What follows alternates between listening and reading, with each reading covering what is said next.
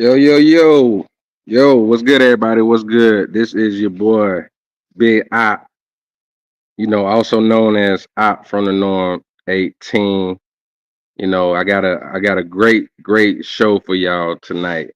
So as you see, the thumbnail said black folks debate each other instead of the candidates. Also, picture says whose plantation is better.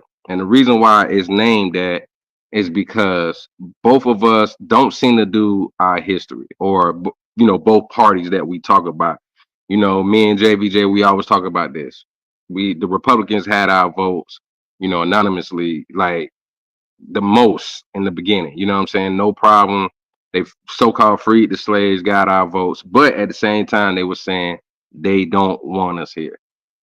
Certain bills that tried to be passed, they didn't always go through.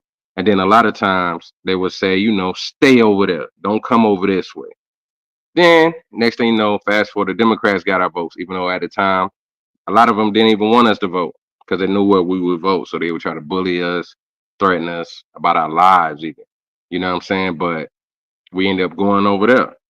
Got some things that we wanted, but then next thing you know, they got stagnant on doing what they were supposed to do for the black community in this country, regardless of us fighting in the Civil War, world wars, whatever war you want to name.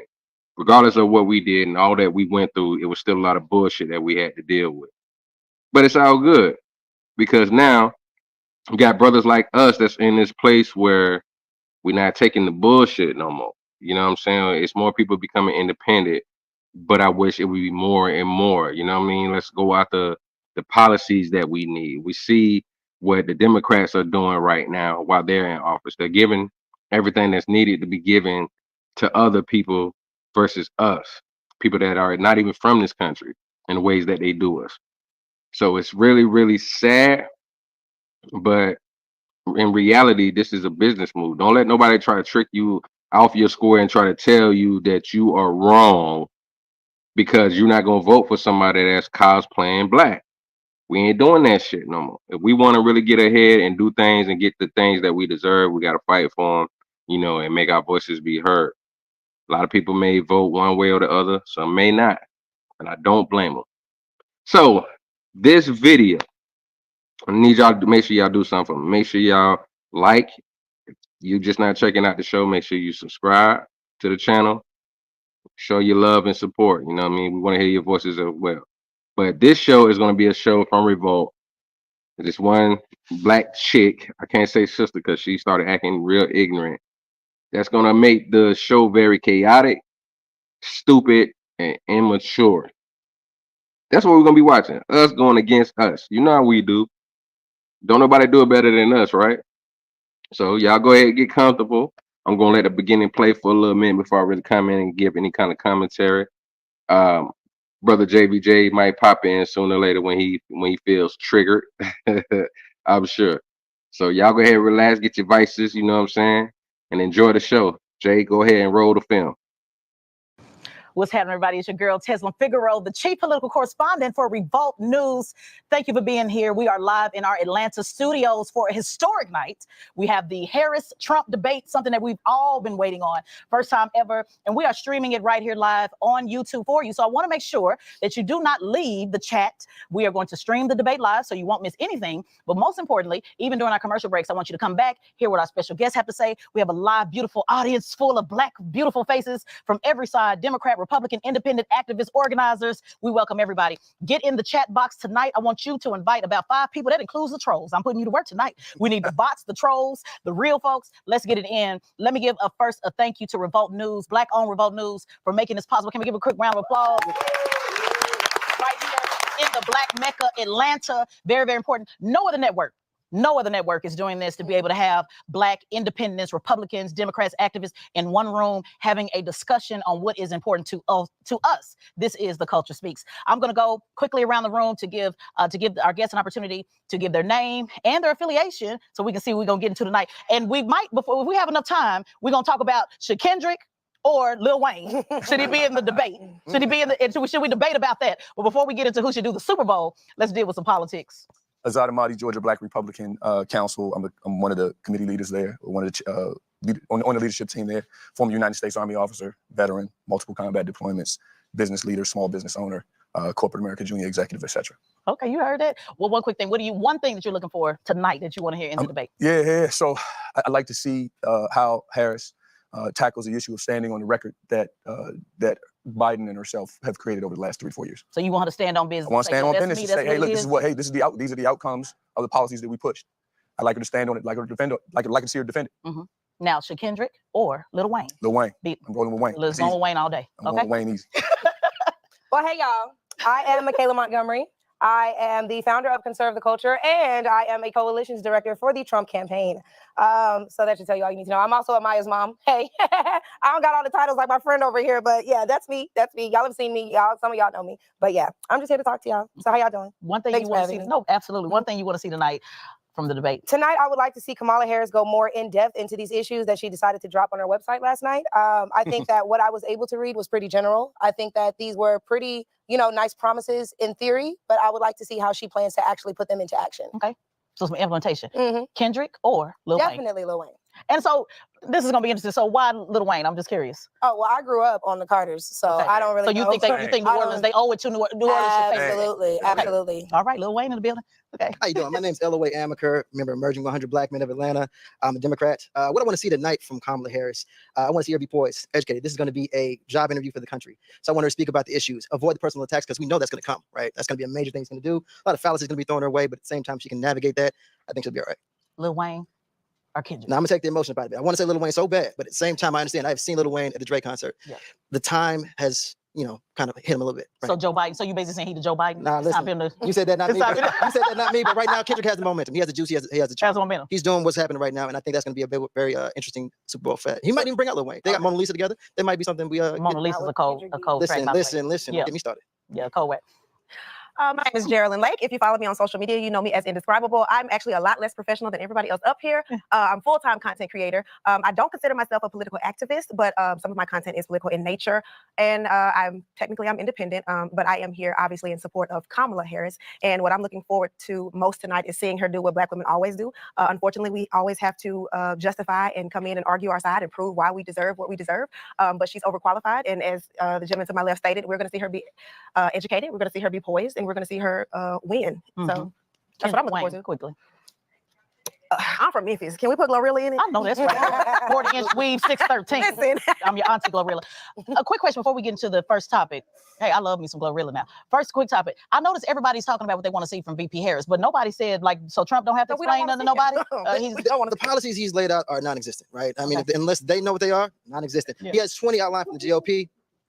Immigration, they're going to talk about that. Obviously, they're going to talk about men and women's sports. That's going to be what they're talking about. That's something that the country cares about as a whole. We care about the price of food, housing, medical expenses, the things that actually impact our day-to-day. Okay, right? So you're basically saying you don't want to hear nothing he got to say. I mean, if he got something to say, let him say it. But I doubt it's going to happen. I promise you. But I agree that we want to hear about the economy, the price of food, the price of groceries, cost of rent and everything like that. But we've lived through a Trump presidency. We have no idea what a Harris presidency is like. In which case, she has to come in and yes, she has to explain herself. She has to let us know what she plans to do. We know what Trump plans to do. Mm-hmm. So, and me, I work for him, so I know what he plans to do. I don't want to cut this. Go ahead. I want to get back to the root of your question. Ain't nobody talking about where Trump is on the issues, because Trump been talking about the issues since the last presidency, and he's been consistent in that regard.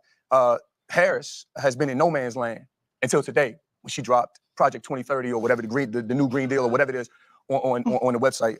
I haven't had a chance to take a look at it, but ultimately, she's nowhere to be found. And I mean, that's a sentiment that's running through the Black community today. Now, there may be people in the room who feel otherwise, but I'm fortunate enough to be in the community, and those are things that I hear. Well, I thought that was interesting and nobody brought that up, so thank you for answering that question. I want to get straight to it because this is our pre-show, and then we're going to watch your actual debate. We'll be talking during the discussion, the commercial break, and then we'll have a post show just so you guys make sure you stay right there. But let's talk about the gender gap. Black voters in this 2024 election. According to Pew Research Center, there are more Black men in favor of President Trump than Black women. There are more Black women in favor of Vice President Harris than Black men. So we're going to get into it. Let's take a look. In a million years, you would never get me to vote for Kamala Harris. You can put a gun to my head. They are actively out here villainizing Black men for not wanting to vote for Kamala Harris. And I said it before, and I will say it again. They think they own us. The women that are telling Black men that they have to vote for Kamala Harris, it is going to remind Black men of every bitter baby mama. I don't think Kamala should be in the position as Biden. I think he needs to find someone else. They offered me $10K for an interview with Kamala Harris? I don't want your money. I think she like, yeah, like if she anything, she like black and Indian, but she's Yeah. not really like from that life. You know what I'm saying? Like she didn't grow up in black life. You know what I'm saying? Like, Yeah. The thing that hurts Kamala the most is that she has been part of this administration since day one. And the American people are just fed up with it. What's the disconnect with black men? It's easy, man. It's really, really easy. Black men are working through the world logically. At the end of the day, they associate the Democrat Party today. Today's masculine, heterosexual, black male, make a long story short, associates the Democrat Party with having separated them from their families over the course of the last 60 years. And that's a very sensitive topic to discuss, but an uncomfortable truth that we need to deal with. At the end of the day, for the first time, black males have an opportunity to vote against a prosecutor. I believe the young lady was a prosecutor, right? They have the people who have really been harmed the most have the opportunity to sort of cast a vote in a different way, and they're standing on that. And that's again, I get the privilege of being in the community, and that's a recurring message that I hear. Other side of it. I believe that One of the guests come to the mic if you have something to say. After you get to, no, I want to hear from black men. So come to, yeah, let's go. Somebody can come to the mic. If somebody wants to come to the mic next, let's get into it. I believe us as black men are suffering from misinformation. That's been my main platform on my socials. What I've been speaking about is the misinformation plaguing the black community. Number one, look at exactly who you showed on that screen. These people do not know what the issues or know what even they want from the presidential nominees or anything like that. When it comes to the stimulus check, you know, the conversation surrounding that people feel like that Trump gave them the stimulus check. I always wondered why he wanted his name on it so bad. I didn't know that the United States Department of Treasury's name is on every single stimulus check that's happened. Obama gave us one. Bush gave us one. We've always had these. Even Biden gave us one. But no one talked about that because they were not so vain to do that. But Trump had the ideology that, hey, if I put my name on it, they'll associate with it and they'll thank me for it. And I didn't think that was going to work. But clearly, based on what we've heard from a lot of these people, that's what's happening. Can we keep it real? Can I ask you a real question? Sure. Are y'all feeling a way that she's with a white man? Are we going to be honest? No. I just want to know. I didn't have a chance. I mean, you know. Yeah. So you know you're not. But is that an issue? Like I want to really. That's a great question. Like, You know what? but Here's what it boils down to. So hold on, let me just put this out here. Let me just wait a minute. I'm feeling some resentment in the building. I just want to put the conversation out there, and we're gonna do more of these shows because I want to bring it back and have a conversation on relationship and all of that. But I just want to put it out. Black women, we feel away. I'm just gonna keep it real. Black women gonna keep it real. We feel away when we see if Obama had a white wife, we would feel away. Raise your hand. We feel just like a little bit of a way. We're gonna be honest about it. Let's be real about it. What sister's gonna be real about it? I'll be real about it. They don't want to tell y'all. They would feel away. So I just want to know. So we're looking at all of the black congressmen with their white wives, but I want to just keep it all the way above. I just want to keep it, and all Republicans, by the way. I just want to keep it all just above. I mean, I just want to say that is because I talk to black men all the time. You know, we went to Chicago to barbershops. I engage a lot with black men, and I just wanted, since we're here with all black folks, let's just be honest. There's some men. If Denzel Washington had a white one, we feel away. Not so much if somebody, you know. So I just want to be honest about it. Is that a part of it? Is it because I've heard black men say it. I've seen black men say it. If she has that white husband, I got a problem with that because who she sleeps with, like Dr. Umar Johnson has said and many others said, makes a difference in how they feel in her support for black men. Are we gonna be honest about it, or are we gonna play about it? True statement. It's a true statement. It's a very true statement. And I mean, she's All not right. going to do too much. Pause it right there real quick, Jay. So the keep it real with you, it's only certain black men that have brought that up. In all honesty, we ain't that much concerned. So I'm glad that she did bring that up.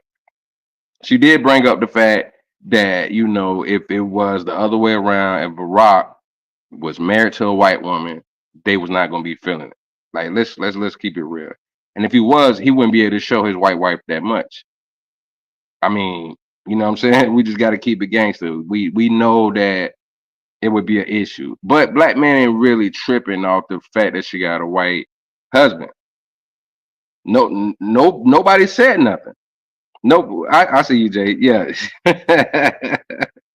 She not like us. I feel you. But at the same time, no brother has said anything. The only thing I see brothers talking about is the policies. That has been the main concern, and that lets you know that we're able to starting to be a lot more logic. They're saying that a lot of black men, there's more black men going towards Trump's side than there's black women, but black women are starting to rise up with that too. Like I said, I wish we would be more independent. You know what I'm saying? There are still other candidates that you can actually vote for. But I think that's a, you know, actual thing that she should bring up. You know what I'm saying? I understand it. And then in Atlanta, you look in the crowd, seeing a lot of Trump supporters. That's crazy. All right, Jay, go ahead. Roll the tape, my brother.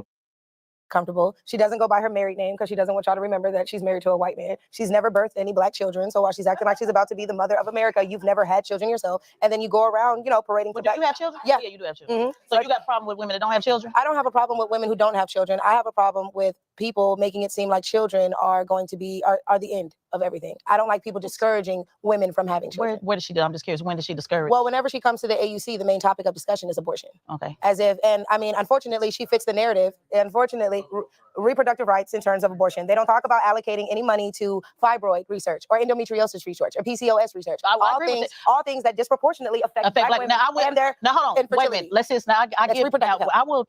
She's no, a black woman. Let's be clear. And I heard her Reproductive speak on health. Well, let's hold on. Wait a minute. I agree with you on that because they do need to talk more about. We were talking about it in the dressing room about fibroids and IUD because I do want to say that white women are the ones pushing the narrative with abortion. Let's get that clear. Let's stop acting like this is a black woman issue. No, let's get this clear. Every election is black women will die unless abortion is right. But I'm talking about the reality. The reality is when you look at the women who are advocating for abortion, because we're gonna I'm a mother too. So you're talking to a fellow mama. So we're gonna talk about this. And we're gonna stop putting the stigma on black women. I'm not talking about Harris. I'm talking about me and you, mother to mother. It's really important. I want to lay this out and then we'll get to you, brother. But let's stop putting this black women are talking about abortion because when you look at these abortion, let me finish. When you look at these abortion rallies, it's white women out there doing it. You know why? Because they got the ring before spring program. So it's not that, did I say it? They got the ring before spring program. In case y'all don't know what that is, these white women are the ones that flipped from Trump to Biden, went from Obama to Trump and back to Biden, and they'll be the ones deciding this election versus Roe versus Wade. Because black women, just let me hear you out, because y'all know y'all love talking about single black women, that's your favorite term. Black women have learned that I'm gonna be all right, me and my son, with or without you. So black women have been conditioned, unfortunately, because of the black family issues, been conditioned to say, I'm gonna have my baby anyway. I'm gonna be all right anyway. It's the white woman that's sitting up talking about, let me get the abortion, because they train their young girls that if you have a baby, a ready-made baby, you are now damaged. So this is what we know based on facts. So I just want to be clear. I understand the abortion issue, and I tell Democrats all the time. But I want to be clear. I wasn't saying that. I know, but I just want to be clear because I don't want that stigma out there just running with the trolls in the comments. I want to be clear that black women are not the ones. That's why you don't see us in the pussycat hats and all that talking about abortion. The ones that are promoting this too. Yeah, but you're no, going to die and that's where I'm disagreeing with you because the thousands of women that are out protesting for abortion are white women. And that's the bottom line. Black women that we need right, but it's white women though. But we ain't out there though, sis. So let's be clear. They're telling us that. But who gives a damn what they tell us? We want to be clear. So how did this become to the? Yeah, but let's not move the goalposts. The bottom line is black women are not advocating for abortion, but I agree, and I challenge. Baby, listen, black women do what white women don't tell us what to do. We tell white women to do. Okay. So let's be clear. But I don't know what kind of black women you are, but we the type black. I want to be clear. It's important that we be clear about that. White women hold positions of power that we don't. Well, maybe they control you. They don't control the sisters. But listen, I'm telling you that I agree. Are you hearing what I'm telling you, or you ain't listening? I'm listening. All right, so pause real quick, Jake. You're trying to make my point something that I'm not trying to make. So yeah, they about to get ratchet here. Lania, whatever name, Miss Rule, she a Trump supporter, but she acting like a Democrat. Anyway, so but let's just keep it funky, keep it real. Every time that they are talking about deletion of children, you see black women, a lot of black females jumping their happy ass up there. Oh no, because what about this and what about this lady? She on some bullshit. She need to stop trying to act like she don't know nothing or that ain't true and all that. All right, that may not be true for you, but it's true for that party. Kamala, I don't care about her pronouncing the name right. Kamala Harris, when she comes out there, that is what she's talking about. Like that gives you some control. Jay just did a show the other night. We was just talking about that. How about you keep your legs closed and you won't give that power to the government? That's another thing we gotta talk about. We can't sit there and say, oh, we need to push for this and this and this and that. But then when it comes for us as our own people to push for something, then we're told we're wrong, or we're telling ourselves we're wrong, or it's got to be about all Americans. But then we'll ride for everything that's against us.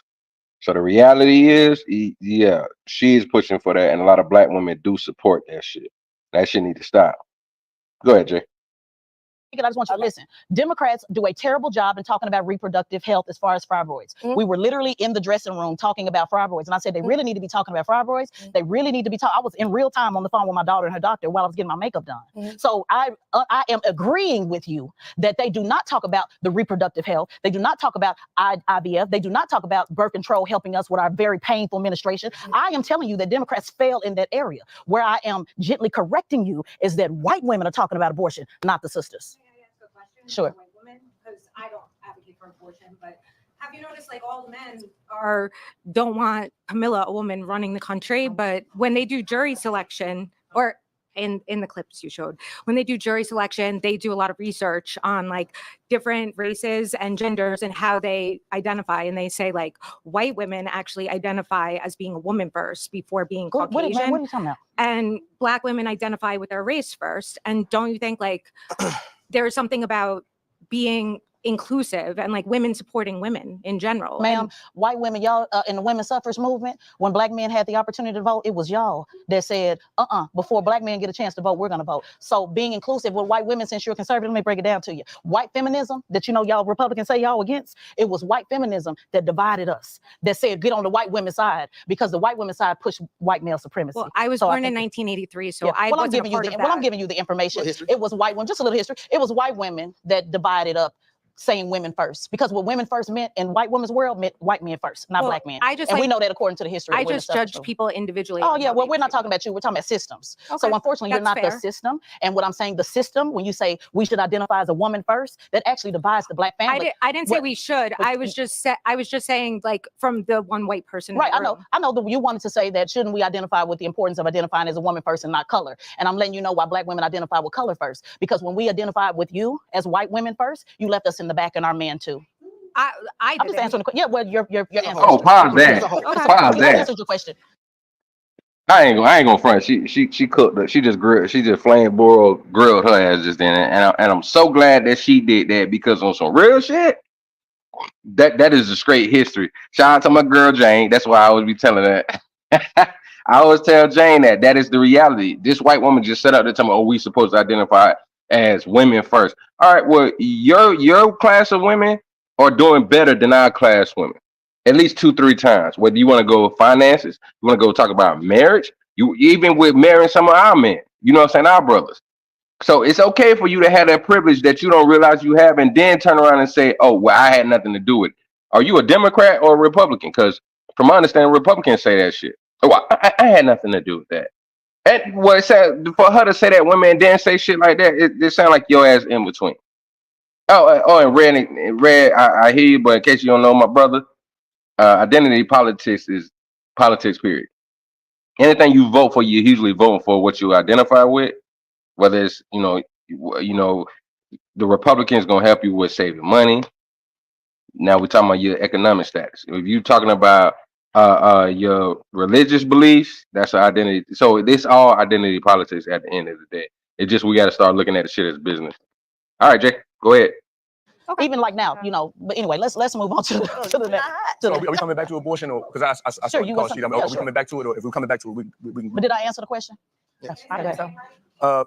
Relative to abortion, right? Our community has aborted 25 million children, And how many white folks? and what white We folks got- do, we gotta what white folks do, don't set the standard in the black. I know. I just want to make What sure we we need get to the be measuring facts. ourselves on. We need to measure ourselves on our own performance. No problem. I We- just we- wanted to know the white folks. That's all. Fair enough. We've aborted 25 million children, and it's my opinion that the world is better with those children in it than not. Okay, abortion is in many ways a very difficult topic for a lot of people to deal with. But what we're really not talking about is the root issue, which is premarital sex. Premarital sex is the most significant issue. You against premarital sex? So I am actually. For real? As of today. Oh, go ahead. Yeah. As As of of today. So as of today, yeah. So dig, right? So no, wait, because we got a whole bunch of people in the crowd who gonna claim that they from the community, and I ain't perfect. So hold on, You keep coming here, Parker. We all from the community. You do that all the time. Let me for the cameras. Are you married? For the We need to make cameras. sure. Are you For the married? cameras in the view, I can lay my resume. I can lay my family. No, just ask, are you married? I'm running for you. No, just a yes or no. Before you move forward, you want to I'm running for you. I'm a grown heterosexual Right. black Are you male. married? Yes or no? No, stop.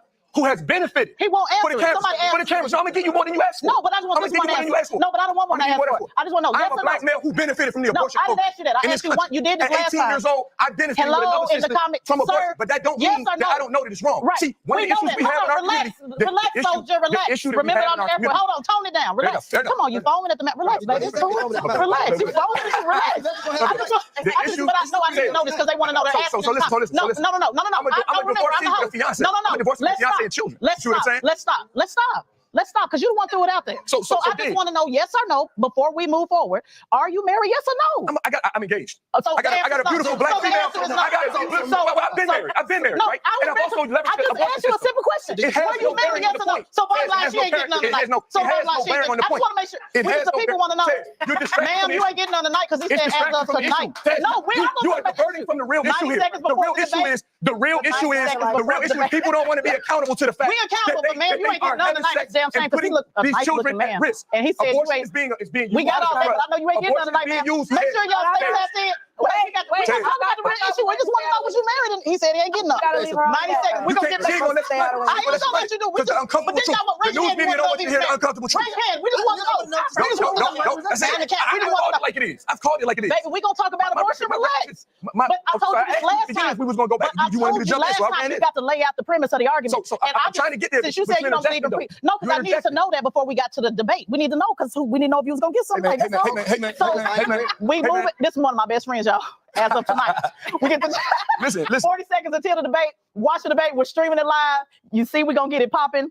Hey, make sure you're right here, and we're gonna talk about abortion and how he's not getting none tonight. Y'all make sure y'all tap in. Let's do it. Invite 5, comment, and invite 5 again. We're gonna see you during the commercial break. Yes.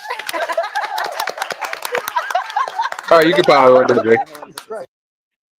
All right, so I let that go because I wanted y'all to see how ratchet it's gonna be for a little bit. It's gonna be a little noise. Oh Lord have mercy. So, anyways, we still got this situation going where we can't even come together like we need to. This is where we keep messing up. She being immature. Now, I ain't gonna front. Dude should have chilled out too. You know, she the host. Let her be the host. Be respectful. Answer a question. You know what I'm saying? Because both of them at the same time talking like that is just ignorant and stupid looking. So unfortunately, we're gonna see this for a little bit tonight. I ain't gonna drown y'all too much in it. You know what I'm saying? But I do want y'all to be able to see this so we can actually point out how we need to do better as a community and actually try to have some real dialogue and real conversation. I don't know if you triggered yet, Jay, but you gonna be up in a second. All right, roll the tape. You the best. So our post game show, as soon as it's over, we are going to toss it right now to David Muir and Lindsay Davis. Tonight, the high-stakes showdown here in Philadelphia between Vice President Kamala Harris and former President Donald Trump. Their first face-to-face meeting in this presidential election, their first face-to-face meeting ever. A historic race for president upended just weeks ago. President Biden withdrawing after his last debate. Donald Trump now up against a new opponent. The candidates separated by the smallest of margins, essentially tied in the polls nationally and in the key battlegrounds, including right here in Pennsylvania, all still very much in play. The ABC News presidential debate starts right now. This is an ABC News special, the most consequential moment of this campaign. Kamala Harris. Together, we will chart a new way forward. Donald Trump. We will soon be a great nation again. Face to face, historic. The ABC News presidential debate. Here now, David Muir and Lindsay Davis. Good evening, I'm David Muir, and thank you for joining us for tonight's ABC News presidential debate. We want to welcome viewers watching on ABC and around the world tonight. Vice President Kamala Harris and President Jay, I think you might have to just skip a moments little away bit. from taking the stage in this unprecedented. Y'all excuse that. They pull back. Good. All right, hit play. The ABC News presidential debate will continue after this. All right, guys. All right. All right, guys. Tesla Figure here, chief political correspondent for Revolt Black News. I'm so excited. As you can see, we have a room full of folks, Black Democrats, Black Republicans, Black independents, activists, organizers, you name it. We got them in the building. Want to do quick, just to reset things, quick name, affiliation, so that for our listeners that just tapped in. Okay, well, hey, y'all, I'm Michaela Montgomery, and I do work for the Trump campaign, so I guess you could say I'm a Republican. Yes, so. Devin Barrington Ward. I'm a Democratic Socialist and a candidate for Atlanta City Council. And I'm Young Jock from Young Jock in the Streets. it's going down. Hey. Me being trapped. I had to say that. But guys, thank you so much for being here. As you can see, it got turned up. We even had some conversations, did we not, while we were watching? Make sure you tag 5 friends and then tag 5 again. Let's go straight to our brother was here talking about abortion. Come on in, brother, because I was trying to give you your opportunity to talk about abortion. Let's get into it. I had to use a little boy's room. No problem. Well, there was a conversation about abortion, and I really do. I want to be clear. I want Revolt to bring you back to have that longer conversation about the root of it, the problem. We unfortunately just don't have a lot of time to unpack it. But I do want you to state your position that we talked about before. And also, we noticed, if we want to be fair about it, neither candidate really kind of answer the question on late term abortion, when it should not be. So I do appreciate your position on the root of it, but just kind of give me your position on why is it that Trump has flipped on his position as far as abortion is concerned? I don't know that Trump has. I think Trump's been relatively consistent in the message. The reality in the situation is that if Democrats wanted to do something about abortion, they could. He was absolutely right. When Roe v. Wade was repealed, I'm going to use the word repealed or overturned, Democrats at that time wanted it. Okay, the matter of abortion is only coming up every 4 years as a way of separating Black Americans from another political party. If they wanted to do something about it over the course of the last 3-4 years, they could have. They haven't. The entire debate tonight was Kamala Harris, not Kamala Harris, Vice President Harris, making an argument about what Trump had done, and she made absolutely no argument that demonstrates what she or her platform had done. Would you agree? Disagree? I would not agree with that. First, she did address the question, which was she would go back to where we were prior to Roe v. versus Wade being overturned, which means that those legal protections would be in place so that people wouldn't be having late-term abortions. I think the other thing that is missing from this conversation, we're in a state like Georgia, where Black women die when they go into childbirth. That's the conversation around reproductive health that we need to be having as Black folks. Because when I go into the hospital and I see people who are having babies, it's Black and brown folks. So this really isn't about us, right? You spoke about that earlier, about how this is about white women and their desire to not have children. But the Black community, we having kids. Our population numbers are going up. Our schools are full. And so this idea that they want to make abortion about us on both sides of the aisle, because for me, I'm a progressive. So I will agree with you to some extent. The Democrats could have did things to codify Roe v. versus Wade into law. And that was a missed opportunity. But in addition to that, we should be investing money into improving the maternal health outcomes for Black women in this state and across the country. And I would like to piggyback off that, because that was the point that I was trying to make earlier, is that when they come into these communities and the topic of women's reproductive health comes up, the only thing that they suggest to us is abortion. And that I wish that when people like Kamala Harris or anybody else comes and says that we need to protect our reproductive rights, that the conversation is about more than just abortion, because Black women deserve more than to just be told to not have kids. I was agreeing with you as well. I agree that they do come in. In fact, me and my producer just last week at the DNC convention, and I sat there saying you need to talk more than just about abortion. I just wanted to pull up to make the point, like our brother said here, we're having our babies. So who give a damn about what it's important what they're talking about, but white women don't tell us what to do. So I just want to be clear that Black women have our babies, because it's another talk. See, and that's the problem. All this capping. The one brother was trying to get to where he's talking about it's over 20 million deletions that we've had. To sit there and say we just we're supposed to be more than just 14% of the population with that amount of children missing. So they can try to do all that to disagree, but you still riding with the same party that pushes it. And we don't hear no pushback. We rarely, like her saying that, I respect her for saying that, but that's a rare pushback. That's a rare pushback. You know what I'm saying? Red Illusion says Black population is not going up as a percentage in the next 50 years, according to the Pew Research. Yeah, because that's what has been going on. I ain't saying there hasn't been any man pushing for these women to do that so they can scapegoat, but a lot of women have, and this is just keeping it real, that white woman's perspective, I want to go get my career and all this so they can compete with a man. But then all these women turn around feeling like shit because they can't get a man. So let's keep it real. More white women are getting married than Black women, twice as many. And I know that the numbers is going to change and stuff like that, like they said around 2030, and that's what they pushing for. So guess who's going to really hurt us? So we got to stop lying and actually have this conversation. Go ahead, Jake. Talking point, y'all like talking about the single Black woman. So the single Black woman with the baby. So you're the welfare queen. So which one are the welfare queens, or we're not the welfare queens? So I just want to make the point that Black never called me that. Yeah, but well they do. They do. White women don't. They're pushing the issue. White women hold high positions at these record companies, correct? You would know something about that, right? In which case, those are the people who pay these artists like Lotto, like Glorilla, who are pushing abortion to our young Black women. Right. Here, and I want to turn to the war in Ukraine. We're now 2.5 years into this conflict. Mr. President, it has been the position of the Biden administration that we must defend Ukraine from Russia, from Vladimir Putin, to defend their sovereignty, their democracy. Yeah, it's in America's best interest to do so, arguing that if Putin wins, with closing statements from both of our candidates, an historic night, this ABC News presidential debate from Philadelphia. Back in a moment.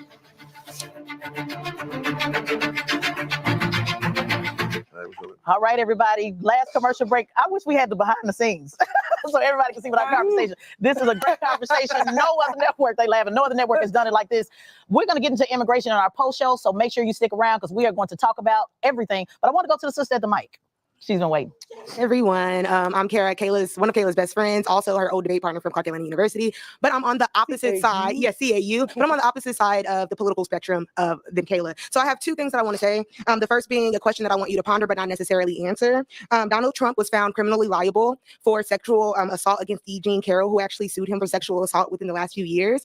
Additionally, his ex-wife Ivana Trump actually wrote about him sexually assaulting her and raping her in her book. And Donald Trump, out of his own mouth, has said that he would grab a woman by the pussy and that they actually encourage him to do that. So why would we want Donald Trump to have control over any woman's body? That's question number one. Number two, in the last 4 years, prior to these last 4 years when Donald Trump was in office from 2016. This is just a commercial break, so I need to let him at least answer. And then we'll get, quick answer. Why are you cool with him grabbing him by the pussy? You want to go ahead? I'm ahead of you. Well, no, I'm ahead of you because you don't believe in premarital sex, so it's going right Wow. to you. Oh, they don't want to touch that part. Okay, speak on it. Indefensible. Okay. The fact of the matter is that we have a criminal running for president of the United States. And none of your black asses, if you had that many charges, would be able to run for anything. You wouldn't even be able to get a job at McDonald's. So let's just stop the games. Let's stop the BS. Donald Trump is a criminal. He has been found criminally liable in several courts. He has a case that's still pending in the state of Georgia. I've run for office before. And one of the first things they tell you is you cannot call election officials and ask them for more votes than the other guy. It's really against the law. He said, I need 11,574 more votes than the other guy. Come on, because black folks have been what? Black folks have been criminalized on less evidence. So why are we even entertaining this? Well, I do want to hear insulting our intelligence. No, it's really insulting our intelligence. Yeah, it really is. But I want to hear the Republican sisters comment about grabbing him by the pee. Well, first of all, context is important. And so when he's talking about, I'm just saying, because if we're being honest, if we're being real, it's a lot of black women in this room, right? And a lot of black women love rich men, right? So I hate to be the one to say it. I hate to be the one to say it. But in him saying, hey, when you're rich, you can do whatever. You can just grab him by the pussy. Isn't that what the quote was? That is exactly what the quote was. Now, I'm sorry, but Jack, if you wanted to grab anybody in here by the pussy, none of these girls would tell you no. You don't have to. No. Hold on. Oh, yeah. Now everybody mad. Hold on. So you are going to act like, as a celebrity. Hold on. Let's get you and I have already made it clear that you and I don't support. No, but you said any black woman. Hold up. It's time for pause for the call. Hold on. Let's let y'all answer quickly. Hold on. Wait a minute. Hold on. Wait a minute, girl. Hold on. No. Let me not say anybody. Let me not say anybody in here before everybody you said it. Stand on business. You said stand on business. Listen, now you went too bad. You gotta watch what you say. Then watch your mouth. Now she said she gonna learn to stand on business. Stand on business, sis. Now she said any 1 minute. So let Young Jock. Hold on, because Young Jock wife is watching. So we want to hear what Young Jock got to say. Because you disrespected the institution of marriage. Y'all remember how y'all like marriage? This is a married man. Girl, shut up, girl. And let's go on.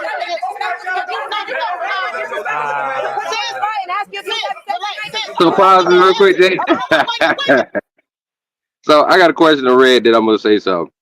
So Red, yeah, the host is crashing out, but let's keep it real, Red. Are we gonna sit here and actually say that this is a good representation of a Republican? Forget her race, because we see a lot of Republicans crashing out like this. Is this a good representation? Because right now she looking real ignorant. It sound like the baddest of Detroit. Okay, I guess that's your answer. But dog, she said some reckless shit. Because if that was the case, we wouldn't see all these charges that these dudes are going by. You know what I'm saying? So not every woman is gonna be cool with that bullshit that she just said. And I want to hear what Young Jock is gonna say. But right now we got our brother, the saver of the day. You know what I'm saying? I told him to buy him a cape and a Hawaiian shirt for his birthday. We got JBJ in the building, man. What's your thoughts on the video so far, man? Holla at the people. I'm one of the baddest motherfuckers of all time. One of the best singers, one of the best looking motherfuckers you've ever seen. Hold my drink, bitch. Oh, I can't wait to use that. Go ahead. When it comes to both of them, the young lady to the left, I guess, to me, the one who said that Trump, Young Jock could go and do that, he probably could. And most of those women in that crowd wouldn't have an issue with it. It's always somebody else in somebody else's business telling them that something bad happened to them, or you shouldn't be going for that, or all this woo stuff. What she said is true. Let Young Jock be performing at a concert. I'm pretty sure about 99.9% of them women will allow him to go up there and grab him by the pussy. I'm just being honest. Because we see What about, well, hold on, but what about the females who ain't Young Jock fans? if they at the concert, I'm saying the ones that are at the concert. Yeah, no, yes, outside of the concert. Do you think he can go touch any woman that would rather have Idris Elba or Denzel Washington? If the man's not important to him, if they don't put that man on a pedestal to a certain extent, hell no. But that's the whole point. I would push back. Like, her statement is true, but it's also a problem with her making that statement because that doesn't justify what Trump said. And then compounding on what the people on the left said, there are incriminating things that would lead you a certain, like, first off, a motherfucker said, hey, look, I like to slap old people. Then you hear this motherfucker getting charged or held liable for slapping old people. And people done wrote books about this motherfucker slapping old people. I'm like, he might do that shit. So I'm like, it's all wrong across the board. Like, she's making a true statement by saying Young Jock probably could do that. He probably could. But that doesn't null and void what Trump did or said, because that's still fucked up. But it's a whole bunch of mess because you got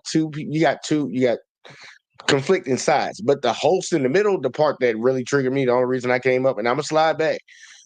The part that got me with the host is she said that this young lady is not gonna disrespect Young Jock. His wife is watching. While she disrespected that black man over there to the side, that's a Trump supporter. When she talking about, oh, he ain't getting none tonight, she disrespected him earlier. But she wanted to defend Young Jock, I'm guessing because she believes Young Jock's on her side. Because I can kind of tell where she's leaning. But yeah, I don't. This is a bad. You alluded to it earlier. This is a bad representation of the black community, and the sad part is this ain't the black community. It's just the motherfuckers that they give a mic to. Them the niggas. But that's all I had. I'm slide back. Man, you know you're gonna be back. Anyways. Yeah, I'm with you on that, Red. But see, the only problem is, if I'm not mistaken, this is the same woman who went out into the community and was actually talking to Republicans. She wasn't disrespectful, none of that. Like, she actually had real conversations with them. So to see her do this now is really fucking shocking. You know what I'm saying? Like, this shit is shocking to me, but it goes to show that some people can't get out of the way. You know what I'm saying? Whether Democrats or Republicans. I don't care what they're saying. Like, how the Democrats are supposed to be better than Republicans. Y'all doing the same shit right now.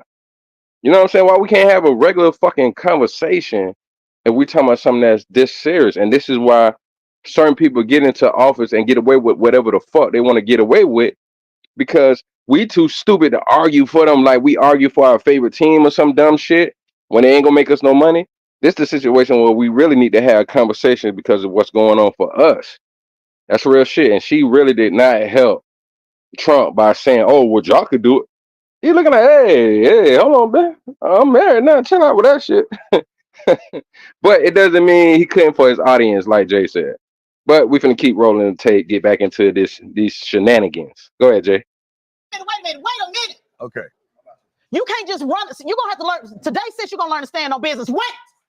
Are you gonna moderate? Are you a I'm both of them. I'm gonna be all three of them. I'm gonna be all three of them. I'm gonna moderate the debate panel. I'm gonna get shit down all the way around. No, sis, you gotta learn. Wants to engage in debate, then we're not gonna have a conversation. Let John respond. You can't just blurt something out. You can't just.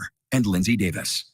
Welcome back tonight. The time has come for closing statements, and Vice President Harris, we begin with you. Yeah, hold on. We're getting back to this right So I think you've heard to Afghanistan. They So hello, we are back. Wow. No other network does it like this. No other network does it like this. Good conversation. We're gonna let Bruce and Rachel Young Scott, Jock here our reporters speak on behalf across of, the news division, based on what the have sister been said, updating our the live comments about blog, grabbing by the looking feet. at some of the allegations made back and forth doing fact checks. You can find all that on abcnews.com. But I would like to replay the moment at the feels very like he's start eligible of to this do debate, things like that, because and not, it was quite a moment. not being recourse. The So I handshake. understood what she was saying, but And if you I didn't want to be put into that, right? My apologies, John. But I do understand we that haven't seen a handshake.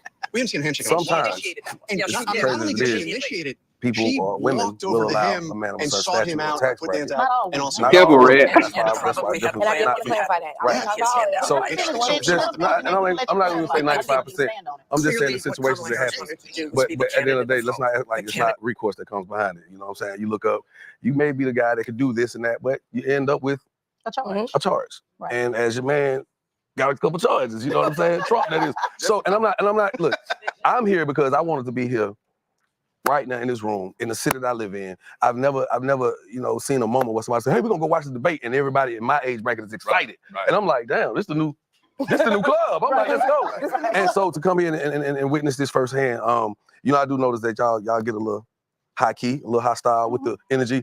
And I wish y'all could kind of just keep it a little, well, it's nothing wrong, but it makes it hard to communicate. No, we'll get through it. Yeah, we will. This is what family do. Let me speak to this. True indeed. Let me speak to this. If people can argue about who's the best rapper, if people can argue about who peed on who, if people can argue about who dated who, we can absolutely, and I want family to understand this. I want to be clear about this. This is family. I literally asked Revolt, let's make sure we bring black Republicans, not just Republicans, but Trumpers all the way on the left, all the way on the right, all the way on the left. We have got to be okay with chaos. No. And we let me just say this, brother. We have got to be okay with having a difference of opinion. We're gonna turn it all the way up and turn it down and turn it up, just like we hug, we chill, we cool. This is good. It is good. Look how they do in Britain. They yell, holler, scream, throw chairs. It is good for us to sort this out because organized chaos and having this conversation is actually how we solve problems. We just like playing dominoes and talking loud. I would just like to add that if we could find just a more streamlined way to actually execute this moment, then opposed to yelling, because I'm keeping it 100. I would much more rather be yelling and be passionate about these conversations that's going to live on for years and decades for our children and the people that we leave in our legacies too, opposed to me yelling if LeBron or Kobe or Jordan is the best. I do feel like this is a more fulfilling conversation. It's more healthy, but I'm trying to get into it because it's so chaotic, but I love it. Right. I love it. I'm here. But I do want to speak Pause to real quick, Jay. what Young Jock's been saying is. See, this is where it's so bad. This chick, I ain't gonna say sister, this chick, because she acting like a street rat right now, alley cat. Dog, Jock said some real shit, and he's a fucking rapper. This woman says she done stuff for Fox, CNN, some of everybody. So you gonna sit there and tell me it's okay? It is not okay. You trying to get the ratings and all that, but we can't hear. And it's gonna look even worse, especially with an all-black panel, if y'all go to throwing blows. And I'm not saying just her, everybody else as well, because they need to chill out, let people talk. Because I'm gonna keep it real with you. A lot of Republicans these days are doing that shit. And I remember Republicans didn't do this stupid shit. So it's really annoying as fuck because everybody's just losing their decorum. So Jock Wright should be able to talk, have this conversation, let the people talk. And she the host, may not like her. And like Red said, she is biased, and I agree. But she's still the host. You know what I'm saying? Let her do her job and just don't come back there no more. But also Jock said one other thing. Trump got his issues. He said you can do what you want. He did what he wanted, and he got what he did not want. So all I'm saying is you can't necessarily just do what you want to do because you got money and status and all that. And the reason being, even if these women let you do it in the beginning, what did they do? They came back to get you. Same way they might have set Bill Cosby up. I'm just keeping it real. Real quick, Red says be okay with chaos. If it was just men, the conversation would be much more productive. Yeah, I'm sorry, but it's seeming that way. It's seeming that way right now. But go ahead, Jay. We got to get to the solution. And I just want to put this out. I train thousands of people every year. Thousands of people every year to be organizers, to be candidates, to be operatives. This brother running for office. You have to be on the ground in order to do it. This brother's in the community. Are you not? You talk about it in the community all the time. This is in the community. Everybody in this room is an activist, an organizer at some level in the community. So we are working towards a solution just because of the time and because we're responding to, in real time what they're saying. We have to deal it in pockets, just like a track. We just doing just a track and feature every now and then. But make no mistake about it, that Revolt, and hopefully we continue to have these conversations, which is why we're here. We can continue to flesh out these solutions. So it's not that we're not getting to a solution. We're just having a good old-fashioned rap battle. That's all. And ain't nothing wrong with it. And hip-hop, literally hip-hop. Somebody asked in the comments, why is Young Jock here? And I just checked somebody in the comments and said, you got every right to be here. First of all, Revolt is a hip-hop network. Let's get that straight. So if anything, we in your house. Well, so because I want to let you know how I defended you. Why is Young Jock? Well, first of all, you a human like anybody else. So let's first get that straight. Nobody get to decide who should be here and who should not be here. Rappers, literally, you've been telling the story from the beginning of time. It's like a jungle sometime, made me wonder how I keep from going under. Rap literally tells our story. Can I tell them something? Yes, you can. I'm socially activated at this point in my life. Just 2 weekends ago, I teamed up with my brother, Tory 100, Mr. Ray Daniels, P from QC, Luda, Jermaine Dupri, and we just gave out 1,000 laptops to our inner city youth on the south side, for Southside at the lake. So And I'm not doing that for clout. I'm just saying this is my footing in the game. It's a receipt. It's a footprint. Yeah. You know, and I appreciate when people ask those types of questions because it creates a friction. It creates a conflict, and that's the only way we're gonna do something. You know, they say iron sharpen iron. You got to ask those tough questions, even if it ain't a tough question. Why he there? Because I'm activated. I have a nationally syndicated morning show. I don't want to just regurgitate what I heard. It's just like I said at the DNC with my nice little suit on, speaking to revolt. Right. Hey, I want to be in the room. I want to smell what's happening in the room, and I want the room to smell me. That's right. And the only way for that to happen is I have to actively be present. Right. Here I am. That's right. We appreciate you being Yeah, here. straight up. And also, even if you wasn't activated, see, my job being hood was to go get people who's not activated. talk to me. So nobody was, since we got Christian folk, if you're not a Christian, then don't worry about it. But it's about walking among people that are not activated. Hey. So when I was in the streets yesterday in Atlanta, I'm talking to brothers literally homeless who are under the bridge. We got to get them in the fold. Anybody can talk to their own choir, but who can go bring people to go follow them up the hill? So we want to be clear that this space is for those who are activated and non-activated, because that's Trump's beyond. Here's where I'll give Trump campaign some credit. They follow the what do they call it, the lost man or the unspoken man? What do they call it on your side? The forgotten man, where they literally go and say, let me strategically peel off 1-2%. Let me go and get Icewear Vizzo in Detroit to peel off 1 or 2%. You have people online saying, oh, why they got Icewear? He got clout in Detroit. So while you ignoring that rapper in Detroit and saying, oh, he don't know what he's talking about, that 1 and 2%, the Trump campaign has been very strategic, whether y'all like it or not. They've been very strategic talking to those brothers that are not getting talked to. So we want to be clear that the non-activated people are important, and we want them here too, and we're glad to have you. 3.6 million people listen to me every morning. Yeah. From 6 to 10 on my platform. So I'm happy to be here, man. We appreciate it, brother. I want to say, Jock, I want to give you the props for those laptops. I know it's gonna make a difference for those kids that you did that to. So people who are online, please just watch who you give, who you're trying to knock in, who you give respect to, because those are resources that you didn't have to do, but you did it because you've always been a real one. And so we, as a community, we appreciate you, and you should be, if anything, one of the first people to speak, because when people aren't looking, you're still working for us. And I do want to say this, and this is, Tez, I know you said one thing. You said, "Hey, you sit next to a big dog. You sit next to a big dog." But out of that whole stage right there, if Trump wins, only one of y'all going to the White House, and that's Michaela right there. And so we got to be honest on what we got to know. We have to know. No, what I'm saying is, hold on. Out of the whole crowd, only one person. Hold on, let me just.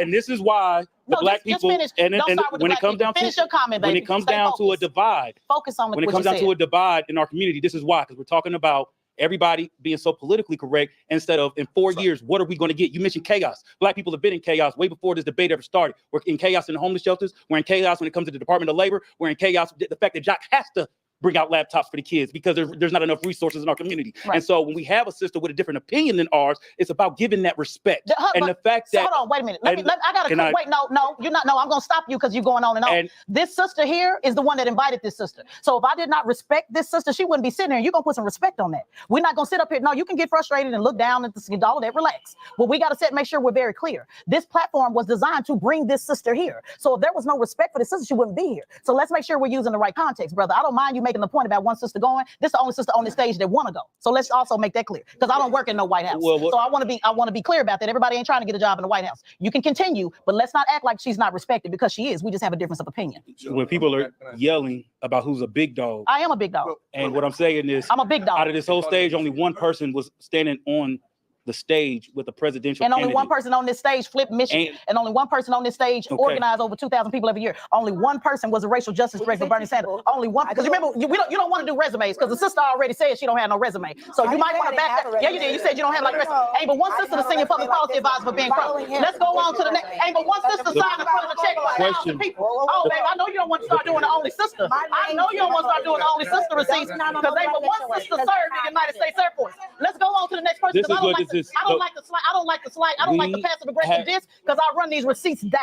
So let's go on, because ain't but one sister served this country on this here panel. 4 years from now, black people have to decide what they're going to get at the end of the year. This is another reason why she probably ain't got no damn man or woman, whatever she dates, because this is a problem we have with our females that's so fucking annoying. Are you telling me that we will listen as black men for years that our women do better jobs than us on organizing, being leaders, being people that can bring people together, being people that can be, giving information, all that? She's making these are the females that make other sisters look bad, is because the ones that will do a good thing, they gonna be also just doing their thing and being good. But then you got these females that they always want to give a microphone to. She out there wearing a super thought fit, You know, with one with the hands come out, whatever. But at the same time, you cut the man off. Let him finish what he got to say. I understand you got to say, you know, we running short for time. Can you please finish your statement so we can answer or move on to the next subject? Cool. But I don't want to hear what you got to say because you don't like what you. Come on, man. Your resume don't mean shit right now. You don't look no different than the project chick, the hood rat chick, the side chick. You don't look no better than her because all you doing right now is acting the same way. So if you got intelligence, education, and she said she was in the Navy, I guarantee you weren't doing that with your sergeant because they would have kicked your punk ass out of it. Go ahead, Jay. You can hit play, Jay. You heard me?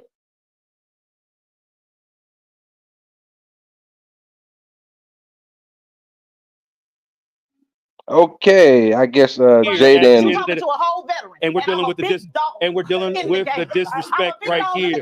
4 years. What are black people going to get at the? Because you heard her say she don't have the resume that I got. So go on to the next. I'm not gonna handle your passive aggressive distance. Baby, I run these receipts down on you. I run these receipts down on you. You talking to a whole veteran. So baby, ain't nobody impressed about working in the White House. I done turned it down. Ain't but one sister on here that on Fox News. Ain't but one that do 100 hits on Fox News. They don't call this sister. They call me. How many you do a year? How many do you do a year? I've literally done 30 in maybe I do 100 every year. And I said what I do 100 per year. I do 100 per year. And I just came on the I'm team. a big dog. By the end so of the year, I love my sister. I love my sister, but you're not going to divide. You can't deny The real thing is going to be, we need to really talk about black people in 4 years. What are we going to get in 4 years? Let's not talk about the criminal. Let's not talk about the charges. 4 years. What are we going to? What is Harris promising black people in 4 years?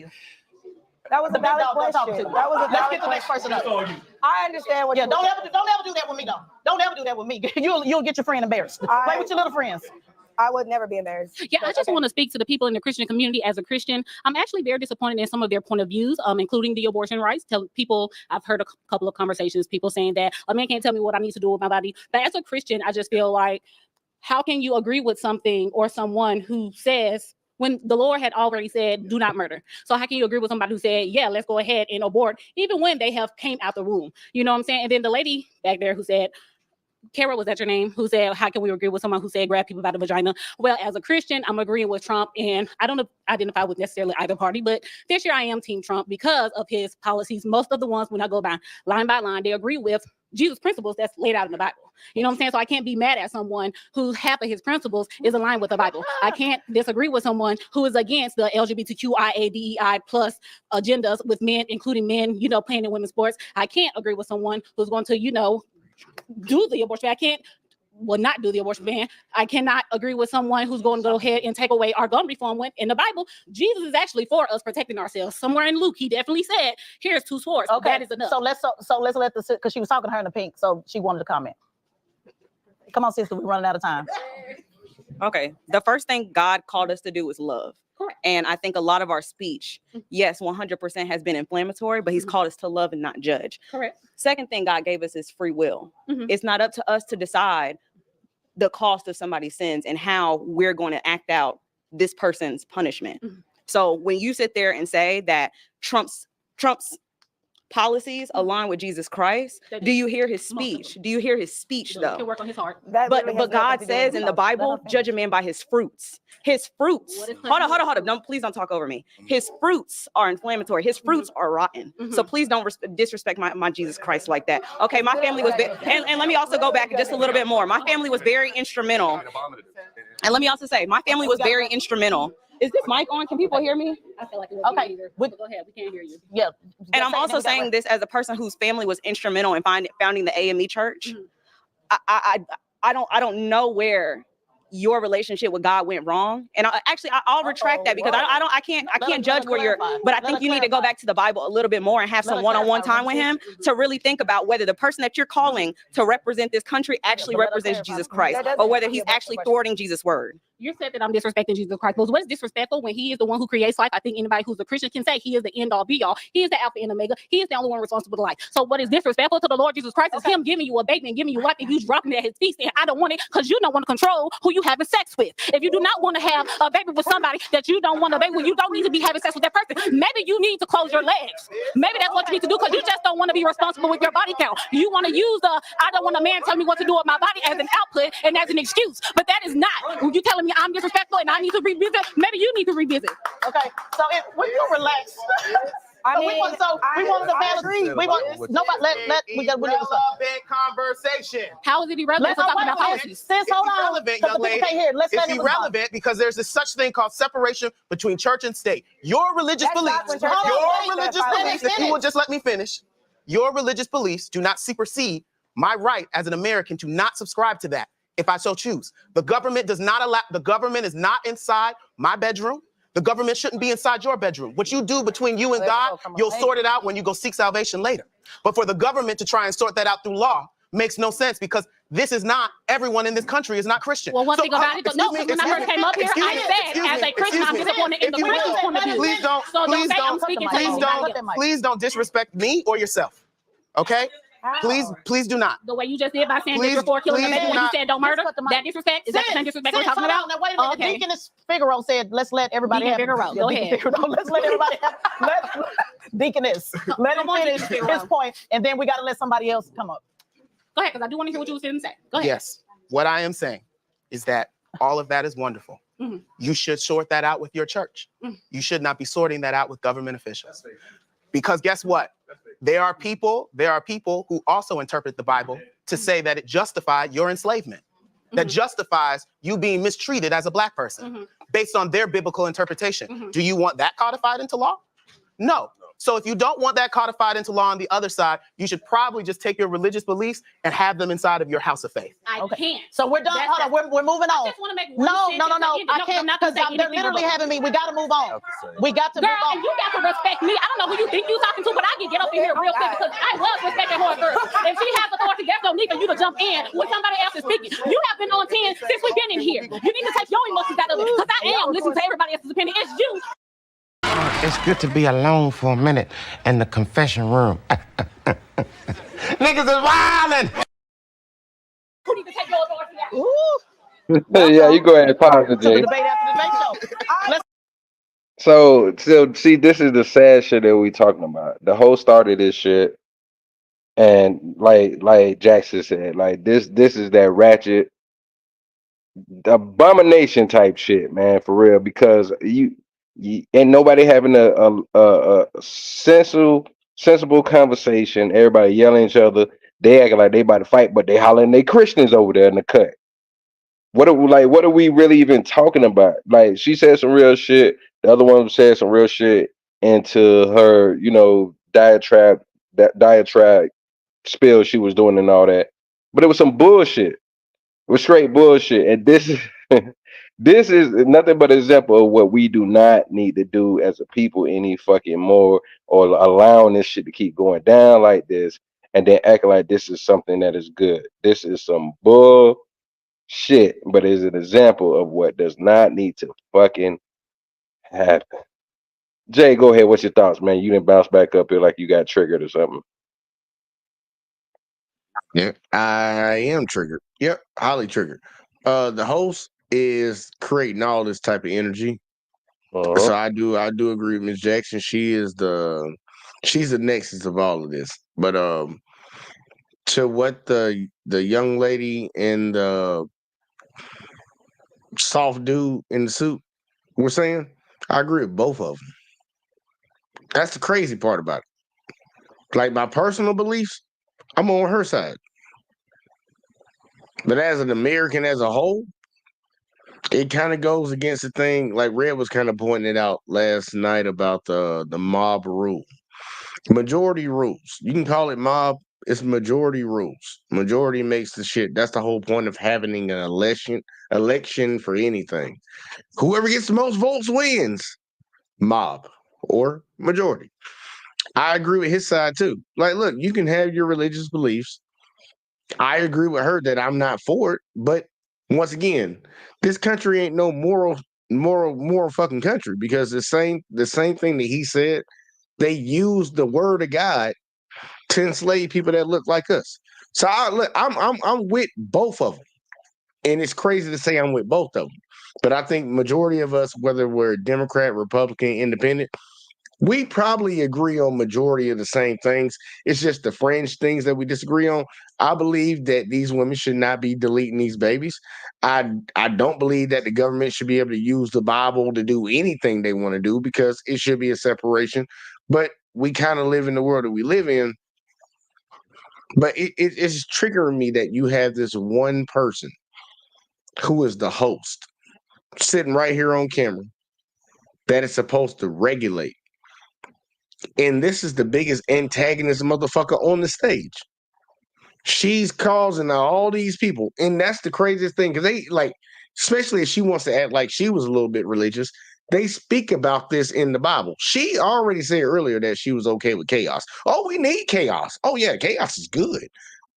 Bitch, you got your guest in here about to fight right now because you sparking shit off. And then you telling another grown-ass man, I dropped them receipts or whatever she said on him.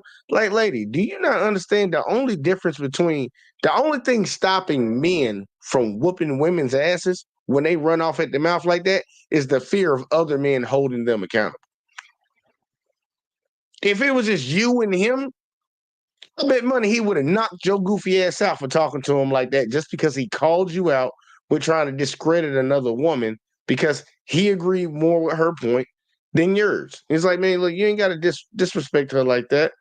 And he hit you on what came out of your mouth. He didn't lie on you. I'm just triggered all the way around. This right here gives black people a bad name because it's a lot of niggas in the room.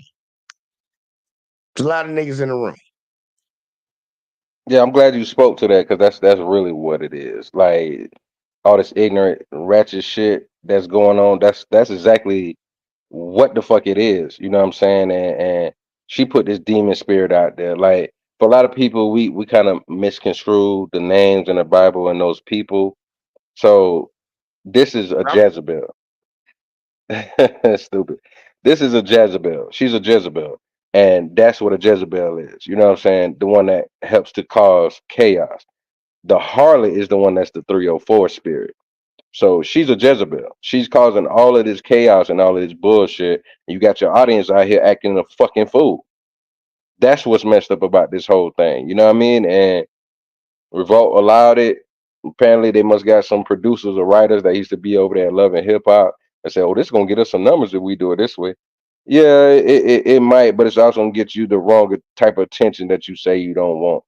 She calling herself a big dog. She's a bad representation. And all that's gonna do is make the Navy, Army, and politicians keep looking at other black women who may not be like this as a reason to keep their ass out of politics and serious positions and things of that nature because they're doing ignorant shit. It's crazy, but this is the stupid shit they're doing. All right, Jay, go ahead and hit the play, man. Let's move on to the next topic. I do want to touch on immigration. Y'all, it's all right, y'all. It's okay. Like it's okay. It's all right. I'm with you. Like y'all get so paranoid. So it's all right. Sometimes furniture gets moved. Yeah, and sometimes furniture need to get moved. In fairness, but the Bible does say you are Go supposed to ahead, love gas God out money. loud. So we cannot chastise her for feeling like her vote should be reflected on her faith. Moving on. Yeah, we're just and moving I understood you, and I wanted to make sure everybody else. Y'all like separation of church and state, though. Well, 501c3. We just want to move on. We just want to move on to the next. We just want to move on to the next. Excuse me, Deaconess is talking. Authority government. So unless they want to get rid of their tax exemption, so they don't like law and order. Do y'all like law and order or not? I'm just saying. But sis, brother, we want to move on to the next. Again, y'all to make sure y'all tell Revolt. I just want to be clear. We want to be able to have longer conversations, be able to have these conversations, but unfortunately we cannot just spend all night on one thing. We want to get to immigration. I want to get your comment, but we want to play a quick clip on immigration because we got to switch conversations. Take a listen. As I started off the segment, I said white supremacist culture will weaponize them. I always put the blame on white supremacist culture because they use immigration as a form to undermine us. Well, for a country that claims to be a nation of immigrants, you would think it'd be an easier process for Congress to make it where people can go from being undocumented citizens to being documented ones, right? It is a slap in the face that we as citizens of the United States of America do not have the resources and support, but you're going to bring people who are not citizens here in our community, in our buildings that we pay taxes for, that you took away from us. Most of the immigrants I know that came here have come from absolutely nothing and have never accepted handouts. So while you're sitting here talking all of this nonsense about how these migrants literally are taking everything from you, understand that's not going to make your life better. Thoughts on immigration? So I was born here. Before anybody asked me for my birth certificate, I was born here, but my mother and my father are from the Caribbean. So they are immigrants in this country. They didn't take, first of all, they're Black immigrants. So the idea that Donald Trump is questioning VP Harris's race, Jamaicans are some of the Blackest people I know. So let's start with that. Also, I think it's important that when we're talking about immigration, there's several things that's wrong with immigration in this country. One, the Republican Party, because they have no ideas, they like to pit people against one another. And so they use people coming here from other countries that they have intentionally destabilized, right? Why are these people coming to America? And it's Democrats too. Under Democratic administrations, U.S. foreign policy causes people from Central and South America to come here because we have destabilized their countries intentionally. Go all the way back to Ronald Reagan, okay? This is nothing new. So the idea that we are saying, oh, they're bringing all these people here. Well, if America minded its own business and wouldn't go stirring up shit in other people's countries, those people would probably stay where they were at. Immigration. Yeah. So as it relates to immigration, I think it's a really funny subject, right? The very folks that say year over year that they can't give resources, right, or reparations and everything else to Black Americans in all the blue cities across America, they found a way to give immigrants, illegal immigrants, hundreds of millions of dollars in cities like Chicago.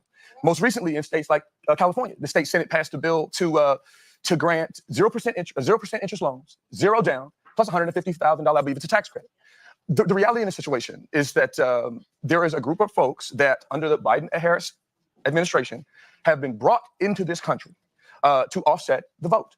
And that is a legitimate issue for Black Americans today, and we need to deal with it. And oh, by the way, in the process of that, we've got undocumented terrorists that have come into this country that have put our nation at risk. And I have a legitimate issue with that. Biggest people on the terrorist watch list are white supremacists. Every terrorist agent. See, he brought up some good points. Also, I want to bring this up. When it came to us not necessarily worrying about it as Black Americans, that we can get reparations because what they do for immigrants, until Biden and Harris did the shit that they're doing now, we wasn't really thinking about it. I'm sure Jay can honestly, agree to that too. But the things that they're doing now, or whether local and state, and what they're doing together, it's a slap in the face when we're talking about, reparations can't be handed out for all the Republicans. We're starting to see them now say, well, damn, y'all could actually give Black people some fucking reparations. That's the Ann Coulter and all these other people. It's blowing my mind that even they're saying now, like, well, damn, you mean to tell me we've been saying that Black people can't get reparations, but the shit that y'all doing now, showing that we could have given them that? Now, I'm gonna keep it real with you. Trump ain't saying nothing about, yeah, I'm gonna give y'all reparations. Like, I ain't gonna front. I'm gonna keep it gangster with you. I don't know if Jay agree with me or not. If Trump would have been like, you know what? This is some bullshit. I'm right here saying, oh, not talking about reparations, but y'all doing this shit. Oh, Black folks, I got you. Put me in office, you getting reparations. It ain't going to them. He'll probably get my vote. I ain't gonna lie to you. That would be the easiest way right now. But Trump ain't the one saying it's the impundits or whatever the fuck you call them. They're the ones that's saying this. And Trump could win, but he ain't saying it. Maybe his people ain't telling him to say it now, but hey, that's his loss. But we see that that's possible. And the one thing is, after the video they showed, the one chick, oh, we country immigrants and all that, the one brother just said who's a Republican. Illegal immigrants. We got to throw that in there. We ain't talking about people that can come over here, do what they're supposed to do, following all the laws and the procedures to do what they're supposed to do to get, their green card and all that. We're talking about the illegals that they're bringing in, that they're going to give all this money to. Then I have a problem with the little host 304 saying, yeah, we need to go and get these people that's homeless to the polls. But you mean to tell me the party that you support giving all this money to illegal immigrants, so you gonna go get your vote, and then you gonna throw their ass back out in the trash? But Democrats is the plantation we need to go with. Man, get the fuck out of it. Both of them are plantations. Real shit. We ain't getting shit that we really supposed to get. Jay, go ahead. What you got to say? Nah, I 100% agree with you. Both of them plantations. They be like, oh, I'm a free thinker. I got off the plantation. What, you went to the next plantation to be a free thinker and listen to what somebody else told you? What he said about what's happening in California, I actually had to look into that. You know how we always say context matters? Well, context does matter to what they actually are doing out there in California. And first off, I don't give a fuck. Know why? Because I don't live in California. It's not my problem. It's not my tax dollars. But first off, they're only giving they already had a program in California where if you qualified for this type of loan, this program for people that's like you ain't got no money, you broke, nigga, you broke. You ain't got enough money. You come from a poor community. You're poor. If you're poor, you can apply for this program. They'll give you up to 20% or $150,000 as a down payment on a house. Now, if you think about how much the homes cost in California, how many people you think gonna get a house with $150,000? They're not. They're not. They're not. But either way, though, it's only for the people that were brought over here as children, not illegals coming across the border right now. DACA, yeah, I don't know if anybody forgot about DACA. That was a big thing when Obama was in office. All these kids that got brought over here when they was babies and their parents were just trying to get across over here or whatever, that's for them. They allowed them to be able to participate in that same fucking program. And these people got to have Social Security cards. These people are already paying taxes out there. They're trying to make it seem like motherfucker Julio that just came across the Rio Grande is able to come into California and the very next day fucking be able to participate in that program. That's not the fucking case. Messaging matters. And he ain't looked into it. He just heard these motherfuckers say it. So they need to stop that bullshit ass lie. But look, man,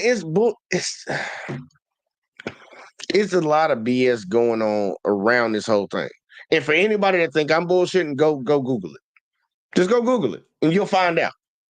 That's a program that Americans over there in California can participate in already. It's for them. All they did was add the people that were already brought over here, not the people coming across the border. You can go look it up. It's written down. If you think I'm fucking lying to you. Because I had to have an argument. I had to have a debate with somebody who just heard some shit on Fox fucking News. It's like, but to the reparations part, to the whole point about we got this money or we don't got this money, we do got to put shit in perspective. And I still think it's fucked up all the way around. Just gonna make that straight up across the board. They've been telling us, Republicans and Democrats, and some of the biggest ones to push against black people getting shit is conservatives. So I ain't gonna hold nobody, but let's be real. Conservatives are the biggest ones about not giving black people shit. They're the people of the handout shit. All of them been telling us they didn't have no money. But this issue about this money going to these immigrants in these different states, that's a state issue. That's not federal. That's the states doing that shit. And the main reason, I'll be honest with you, the main reason them motherfuckers even doing it, I know a lot of people say they're trying to get their votes. They're doing it because people like fucking Greg Abbott down there in Texas just started fucking trafficking people across border, like state lines, and just dropping people off in other people's states because, you know, he didn't want to deal with them no more because he wanted to blame the Democrats instead of blaming everybody for not fixing this immigration problem. So he had a lot of people influxing into Texas and all these other fucking states around the goddamn border. So it's like these people ended up doing something. I'm not saying what they did was right. I'm not. I put the motherfuckers on a plane or a bus and got them the fuck back out the country. But that ain't what they did. They wanted to put money into these motherfuckers and give them resources that black people had been arguing for. So it's fucked up all the way around. But we need, like, for real, man, we need the context of what's actually going on. We can't sit here and be like, oh, the Democrats are just giving shit. No, the Democrats said, if y'all are illegal and y'all in our states, we will not fucking report you to goddamn ICE so they can come pick your ass up. We're not going to report you. They didn't say shit about, we want y'all to be here. We going to support you. We going to give you rights. That ain't nothing what the fuck they said. Just like when Republicans say they wanted open borders, the Democrats wanted open borders. They never said that. You cannot find one video of one Democrat ever saying that. But they're playing on both sides. They're playing on our fucking emotions. Both of them are fucking up because all these issues that they speak about are issues when they both control the House and the Senate. Democrats and Republicans had the presidency and all that. They could have fixed these problems. They didn't fix it. They think we're so dumb that we're going to sit here and constantly keep arguing about the problems when they've had the opportunity to do what they needed to do. They don't want to do it. They don't care about doing it. They just care about saying some shit to us because we dumb, and then we sit down here and just do this. You got all these niggas on the panel right now about to fight each other over some shit that it ain't their fucking problem. Them bitches need to be worrying about paying their goddamn light bill. But instead, they in here fighting about what a motherfucker in another state getting. That ain't our issue. But I'm shut up again. I got triggered. I'm sorry. I'm slide back. And let me know when you want me to drop that link, though. Yeah, I was about to, you can go ahead and drop the link. Anybody want to come up? We had this conversation. Jay about to drop the link. Actually, but see, my brother, I got to correct you because in case you got the video that we showed. That one time I did do the show. You forget that Kamala Harris did talk about us being a better nation for us what they do with the separation of those families with the illegal immigrants, as well as them coming over here trying to have a new life. It's influenced. It has been influenced by the Biden-Harris administration. So when you say that they're moving those people to other states, you got to remember that has been Biden and Harris influence because it also showed that video. It showed what the government was giving. It showed what the states was giving. All these states was adhering to the influence of the president and the vice president. So they do have something to do with that because you got to remember, if that was the case, they would have been doing that because out of all these years, this is shit that's not new. It's been going on, but this is the first time we've seen an influx like this, and federal or state and local have been giving out money like this. So it is an influence. And I guarantee you, by next election, we are going to see a certain amount of people we're up to it right to the next election. I'm telling you, God willing, I see what's going to happen. We're going to have a lot of people that became legal that were illegal immigrants. Watch what I tell you. But anybody that want to come up, go ahead, come up. We're going to go ahead try to, I might need me another drink. We're going to try to go ahead and stomach some more of this ratchetness with all these people that got all this, whether they left or right, all these people that got degrees and got all of this experience, these careers, served in the service. We're going to watch them. We're going to watch them act like stupid ass little nigglets. Go ahead, Jay. Agency in the United States says that the biggest threat to America is white supremacists, actually. Okay, well, to piggyback off that, just discussing the resources, as a former foster child, had I aged out, I would have only left the orphanage with a garbage bag full of clothes, and they would have given me a $700 check a month and told me good luck. So I think that it's disgusting, a spit in the face to kids like me who didn't ask to be born into the situations that we were born into, that we would never be able to qualify for the resources that are literally being given to somebody else. Additionally, let's talk about the reasoning why they're coming over here, because we keep talking about the type of people that are coming over here. Let's look about the reasoning why they're even letting them come over here. Black people are no longer fearing that the Republicans are going to take away our right to vote. These voter suppression arguments are no longer working. Yet if you can threaten an entire demographic of people, it's at 10 million now. We can only imagine what it would be in the next 4 years if this woman wins this office. In which case, now if you tell that large of a demographic of people that they will lose all of their benefits and their citizenship if they were to vote for a Republican, you can guarantee that you now have a new loyal voting base. So in the same way that Black people have been prioritized last, every time we're prioritized first during campaign season, prioritized last during an administration. We're going to go see us be kicked out of the room. We ain't even be on the list once these migrants have come over here. There's already 10 million. There's only 49 million of us here. There's only 49 million of us here. Yep. And then if you think about the voter apathy that exists within the Black community, there's not 49 million of us voting. But you can guarantee every single one of those illegals who can get out there and vote is gonna go vote. Well, when we have more time, if they're not U.S. citizens, they're literally voting in our elections. To make them citizens. Not even just make them citizens. They're getting IDs as soon as they get over here. Are they illegal or are they not? They're illegals, and they're voting in our elections. They can't be one or the other. They got to be. Are they illegal or not? So right now, but no, we're talking about this election right now. The should is what's driving the vote. The should is what's driving the vote. Michaela, I would like to ask you a question. Okay, hold on, guys. Foster care in which state? California. The same California that is giving $150,000 can I ask you to illegal migrants. But if my sister, who just aged out of foster care 2 years ago, she was hold on, wait a minute. I agree with giving black Americans the money for, but I do want to ask you this because again, this is where this Republican talking point always gets me confused. You were aged out at what age? No, I didn't age out. I was adopted. Okay. I'm talking about the people who don't. Okay, but when you said wasn't born, didn't ask to be born in a situation. Yeah, like my mom was on crack and my dad was in and out of prison. Right. That's not a situation I should have to pay for. Yet for whatever reason, the government didn't feel bad enough for me to give me or my family those resources. Ma'am, I just want to know when I hear the Republican talking point, I just want to know when they say pull yourself up by the bootstraps. I did when that. They say I didn't. Let me finish.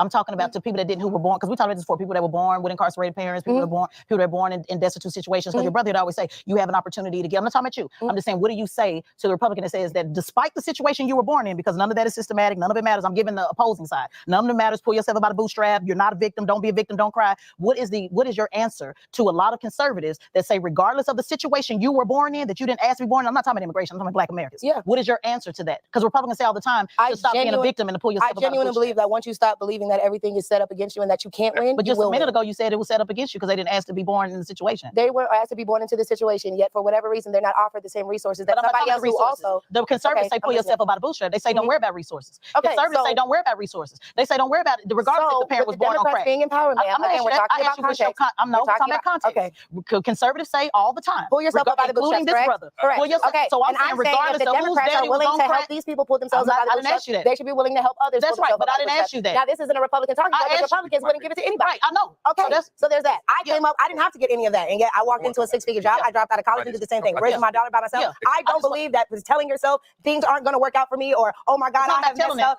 Once you believe that, that is your I'm life. not talking about belief. You tell I'm talking yourself, about- I'm going to win. I'm Right. going to win. We got you're gonna that, win. but I'm just saying people that born. I just want to see your opinion on people born into. I went to the illustrious Clark Atlanta University, and they told me to find a way or make one. So anybody born in any situation will do just that. Then no All right, pause it real quick, Jay. It is because right All right, this the stupid shit that me and Jay be talking about all the fucking time.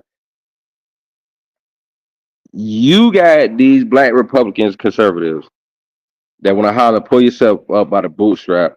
Stop crying and complaining about not getting the reparations as a handout, even though it's something that is owed to us historically.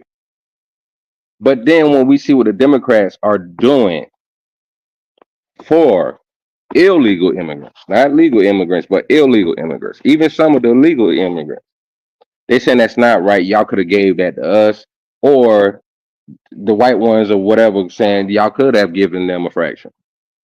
But then you'll still have what she's trying to ask her a sensible, logical question, like, all right, well, you as a Republican, what do you think about the fact that you just said you was born into a destitute situation? This is not fair. But then you say, no, I ain't worried about it. Then shut the fuck up. This is exactly why we keep going through this merry-go-round and this stupid ass shit. Cause stupid motherfuckers like her. And it's always coming from the right. This don't help our situation at all. You a fucking puppet. You was able to pull yourself up. Awesome, great. But then you just say your sister aged out of the foster care? Make fucking sense. This shit is just is just crazy, but we ain't gonna this is why we ain't getting nowhere also. And a lot of people had comments to say, man, we dropped the link. If y'all don't come up sooner or later, we're gonna bounce up out of here. So the link is in the description. You wanna come up? All right, we got one brave soldier, got Red in the building. What's good, Red, man? Say what you got to say so far before we get back to this ignorant shit. I was 100% with you, and I'll explain why later until this, because two things can be true at the same time, okay? It is true that a society in which everyone can be for themselves. Wait, hold on, Red. You sound a little muffled. Yeah, you muffled real bad. Hold on.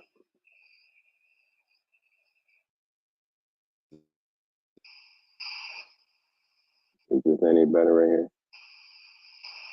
No, it's still kind of saying. Go ahead, drop out and come right back in. Maybe it might help you a little bit. All right, I got you. All right, y'all. So while Red drop out and come back, we're gonna go ahead and back to this ratchet shit on Ratchet Revolt. now people are being allocated resources, and we have people who need those resources. Conservatives say We're don't talking need the about the fact that we're not prioritizing Let's American let Young citizens. Johnson. No, but that we're wasn't what talking I about asked we're not prioritizing you American heard me say at the beginning of what I said that I believe it should go to American citizens first. I said that, ma'am. Okay, I just so asked you I'm what pointing was your out the fact that when we're talking about immigration, we understand that But that wasn't Republicans what I would asked not you. give out these resources. That's all I wanted you My to say. point is Democrats are only That's all proposing I that asked these you. resources go to a certain group, and Black people need to pay attention to the fact that y'all won't get those resources. Ma'am, That's the point. Y'all go ahead. Y'all move on. Ma'am, I'm right. we said it's not about right or wrong. It is right. No, it's not. It is I just right. want to know. Black people won't get those resources. resources, and therefore you should not vote for a Democrat who would allow foster children, veterans who lost limbs fighting for the country, veterans like you and this man here not get those resources. We agree. Don't relax. So if Democrats are giving them out, then why are Democrats giving them to black people? Why are they giving them to black people? Something wrong with her? No, There's something wrong with her. Y'all see how she's trying to switch it to make it seem like something's wrong with me when all I'm trying to do is point out the fact that black people are not being prioritized in the administration. Therefore, when you ask about what Republicans are doing for us, what are Democrats doing for y'all? Besides putting you last. Nobody asked you that. Thank you. All right, Jay, go ahead and pause it for a second. Y'all, please. We got Jackson in the building. So what's up, Jackson? What's your thoughts on this show so far? What's good, Big Op? Glad to be with y'all this evening. I just think it's a prime example of, hey, you could take the Negro out the ghetto, but you can't take the ghetto out the Negro.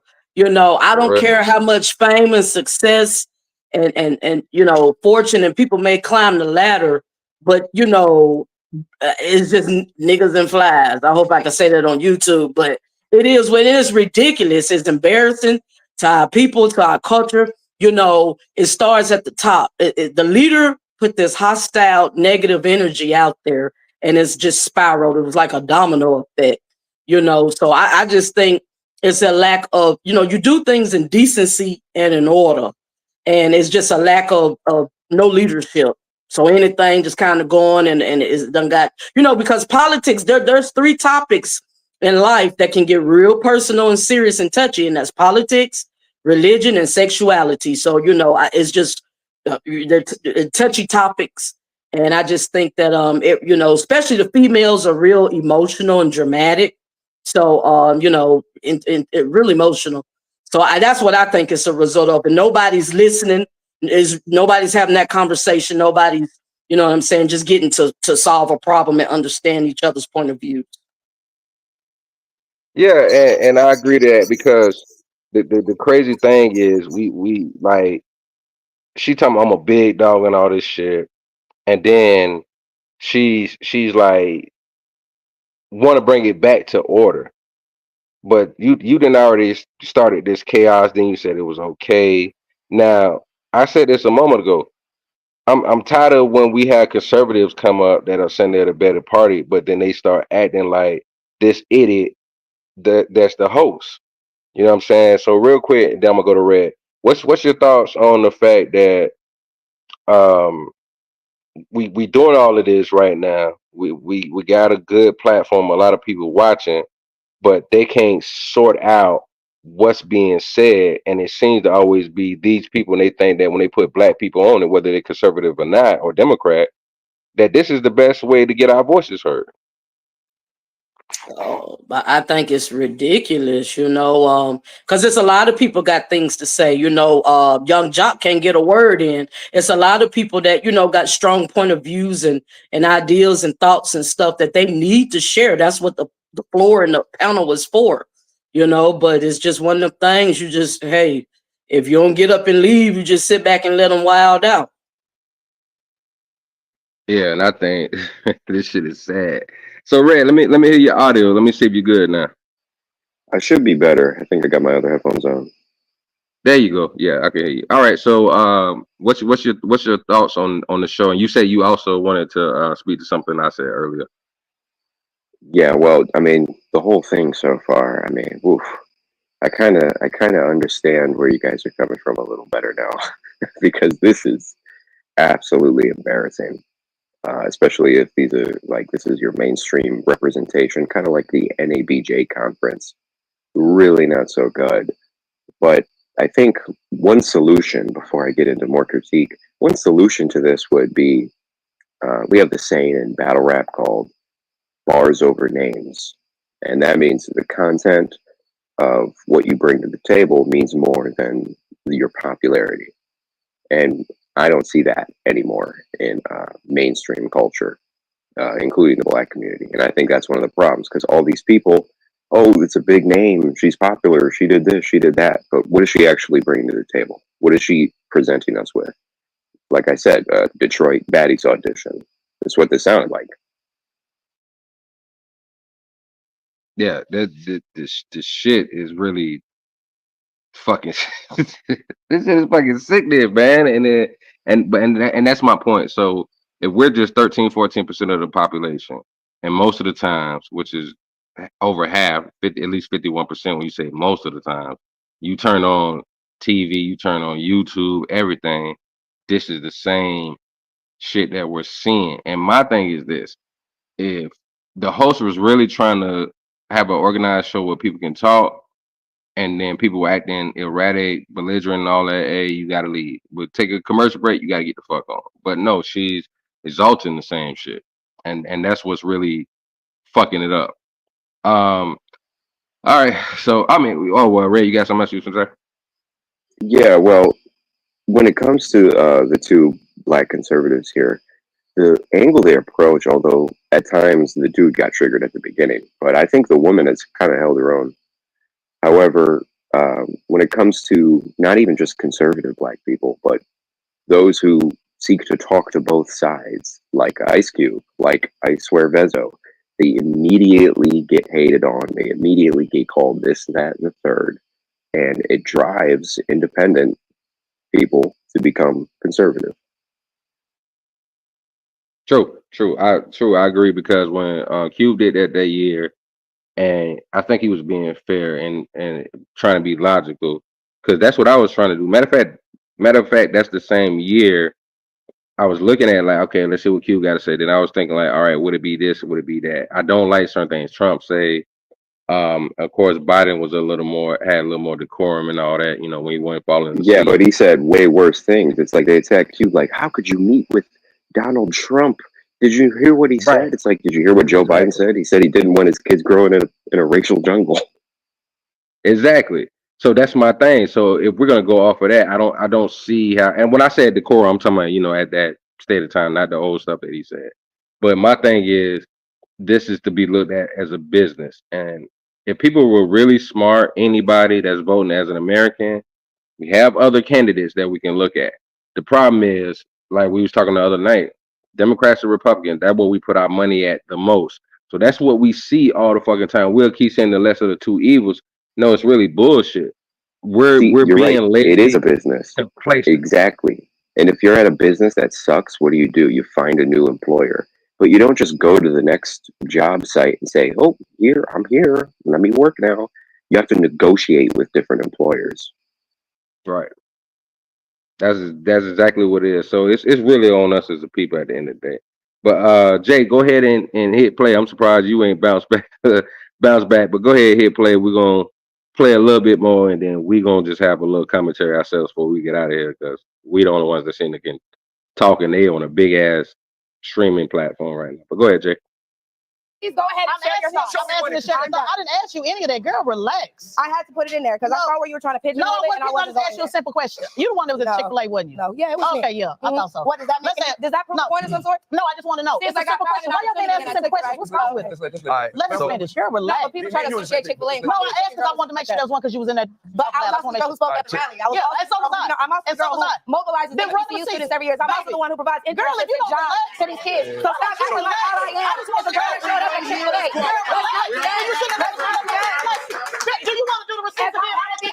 Is this Seinfeld? How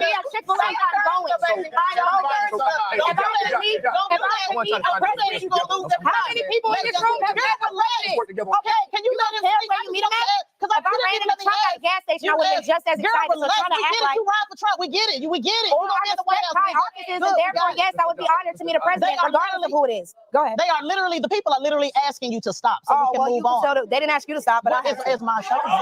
See, that's the problem. You think it's business. Oh my God. Oh my God, I'm big dog. No, actually, you should. Actually, you should. I didn't see that happen at the debate, but okay. All right. There's some things we can all align. No, respectfully, right? When I first got the opportunity to talk, I spoke on the concept of us, being passionate about what we believe in our beliefs. And the simplest assessment that I could come up with tonight, from being back in the green room watching y'all before I got out here, I realized we all get riled up for both of these parties, right? And the only time I seen everybody calm down and all that shit subside, where we could talk like adults and actually listen, is when we all realized ain't nobody really did shit for us when it comes to reparations.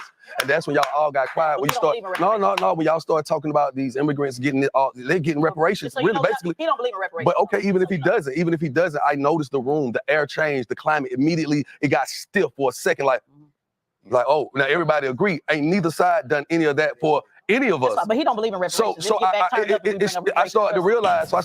Next say something while I'm talking is getting shot. Please believe that. This is where the divisiveness comes in at that one moment when we all came to this point of realizing that ain't nobody got no reparations in this room. Nobody look like us. But it don't matter if you believe in it or not. I noticed that everybody in the room was like, oh shit. Everybody else did, but we ain't. So are we all getting played on either side of it? But y'all, they never say, no, this is important, because this is why we keep, me and this brother dance and do this all the time. We do this all the time. I don't have no problem saying Democrats say shit, Republicans say shit. My problem with a lot of, because I'm independent, but my problem with a lot of Republicans is they never acknowledge that Republicans also, that's not what he's saying. Okay. They're not saying that, oh, we don't get what we want from either party. They're saying, which is why I invited them here, to stomp down hard for Trump. They are saying that the Republican Party is better. They are saying that Trump is better. They are saying, this brother said, Democrats, I admit, Democrats don't do what they should do. It's usually on this side of the aisle where they actually say, we don't do both sides. On this side, you do not get acknowledgement on what Republicans don't do. You heard the brother proud to say, ain't nobody gonna get to be in the big house but baby, that ain't no flex. That ain't no flex. Ain't nobody trying to be in the house. I'm in the field all day. So the point, so what I'm saying is that's not true. When we talk about reparations, it'll get just back turned up. So I know you want a peaceful, calm environment, but unfortunately, that's just not where we at. It's not about peaceful and calm, but I sat here and I watched when y'all started talking about the immigrants and people, no matter what side you're on, red or blue, everybody felt the same. It was the same context of like saying, all these people getting it, we still ain't got. Yeah. So then wait, but then once that point got pushed off of this little table right here, off the little coffee table, it dissipated. Shit went right back up because it went back to going to opposing side. I know, but Jack, what I'm trying to tell you is, because I think there's some things he believes that Republicans, they believe that Republicans is the way. And it's safe to say that you're much further leaning left than I am. Absolutely. I think there's some things that he and I can agree to, and that's where we need to go in our community. We don't have to agree on all things, but we do need to start finding some alignment. And so here's where I would say, that brother just sat here and told me that his parents immigrated to this country and took no handouts. And my father immigrated to this country and did the same. And FAFSA didn't exist for my mother. They both went to HBCUs. They both worked 2 jobs. They both put themselves through school, and they both did a great job with me, my 2 sisters, bought homes, multiple homes, sold them, and built wealth. And it sounds like to me, your parents, who had the same work ethic, turned you into a relatively, I'm gonna use the word successful or productive citizen in this country. Sure. And so, irregardless of whether I'm on the left or I'm in the right, we got to do a better job. What this brother was saying earlier, finding some alignment. Well, hold on. Finding some alignment, because if this young lady goes to the White House, or Ted, you the one, and you going to the White House, and the rest of us don't, and the rest of us don't, what we need in our community is Black Americans that are going to represent the concerns of all Black Americans, not just those on the left or the right or independent. The problem that we have every single time is you never talk about what the Republicans do wrong. And I'm going to keep pressing that all the time, because although he said, yes, his parents picked himself up out of bootstrap, he's also a Democrat that believes in a safety net to give the resources to those who were born in difficult situations. And we've had this conversation. No, but we've had this conversation, and we ain't going to sit up here and play no game because Young Jock got y'all feeling good about, oh, man, we all aligned. We all aligned that we're not getting what we're supposed to get. But brother, each and every time you still don't say that Republicans do something wrong. That's all. Listen, can I jump in? I done got me up in this debate all night. Yeah, man. That's a question. Actually, a couple of things. One, I think it's a huge misnomer that all immigrants are Latinx, right? I think it's a lot of African people of African descent also make up a large part of the immigrant population, just like you just said, and just like he's already spoken to. So we are actually helping our own people when we help immigrants, right? Because if we're all people of African descent, don't we all agree? Man, get the fuck out of here. So we are helping our people when we help people of African descent that are coming from Belize, that are coming from Honduras, that are coming from Jamaica, that are coming from DR, that are coming from Haiti. Those are people of African descent. So those are our people that we're helping. I think they use that they say that it's Latinx people to kind of confuse the issue, but when you really look at the numbers, there's just as many people of African descent that are immigrating into this country. Another thing I want to talk about though is wait, hold on, brother. Wait, because he's really about to go in. So I want to show, just like for sake of Young Jock, because he really wants us to be kumbaya. Y'all agree that y'all pulled up by the bootstraps. My parents wasn't no immigrants. So no, I'm just saying y'all agree. But this is where the disagreement comes into play. So it's cool, they agree, but baby, the disagreement comes into play when we start talking about the solution. And it is okay to have a disagreement in the solution. We don't have to just stay right here and say we just agree to agree. No, when we start talking about the solution, that's where you're gonna see these brothers got different opinions. He gonna say, oh hell no, we not helping no immigrants over Black Americans. And this brother gonna say, no, there still needs to be, if he's a true Democrat, a safety net for those who cannot. Democrat socialist to the highest level. So explain your position so Young Jock can see that's not socialism. No, this is where the solution, the difference of opinion comes in the solution, and that is what politics is all about. So even though y'all agree that y'all pulled up by the bootstraps, what is your position when it comes to immigration and helping immigrants? Let's just put it on the table. We already know y'all disagree. I just want to hear his opinion. Great. Yeah. So a couple of things. I think one, weaponizing local law enforcement to enforce immigration policy is wrong, right? Because we know that harkens back to the times where you had to check your freedom papers. fact of the matter is that whether you're black from Jamaica, or you black from Atlanta, or you black from Mississippi, when that police officer pulls your ass over, they see a black person. They don't care if you got an accent or not. And so we are stronger together than we are opposed to one another. So I have been on record not supporting the laws that the Republicans have been trying to pass here in the state of Georgia around making sure that local law enforcement can jail undocumented people in the city of Atlanta and across the state of Georgia. Because one, we want to talk about money. Do you know how much money it costs to run these detention centers? Do you know how much money it costs to enforce these immigration laws on people who oftentimes the idea that people are coming to this country knowing their papers are not legit and they're going to come here and commit all these crimes is just ridiculous. Most immigrants are trying to what? Stay under the radar. If your parents are immigrants, what they say? Listen, we just work. We're not trying to cause no waves. We're not saying none of that because they already know they already are coming to an extra level of scrutiny just because they have that undocumented status by their name. And so I believe that we're throwing good money over good by spending so much money on enforcing these immigration laws instead of creating a pathway for people to have citizenship.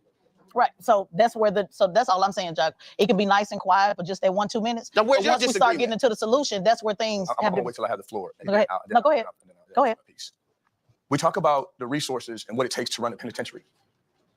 Right? Okay. That's absurd.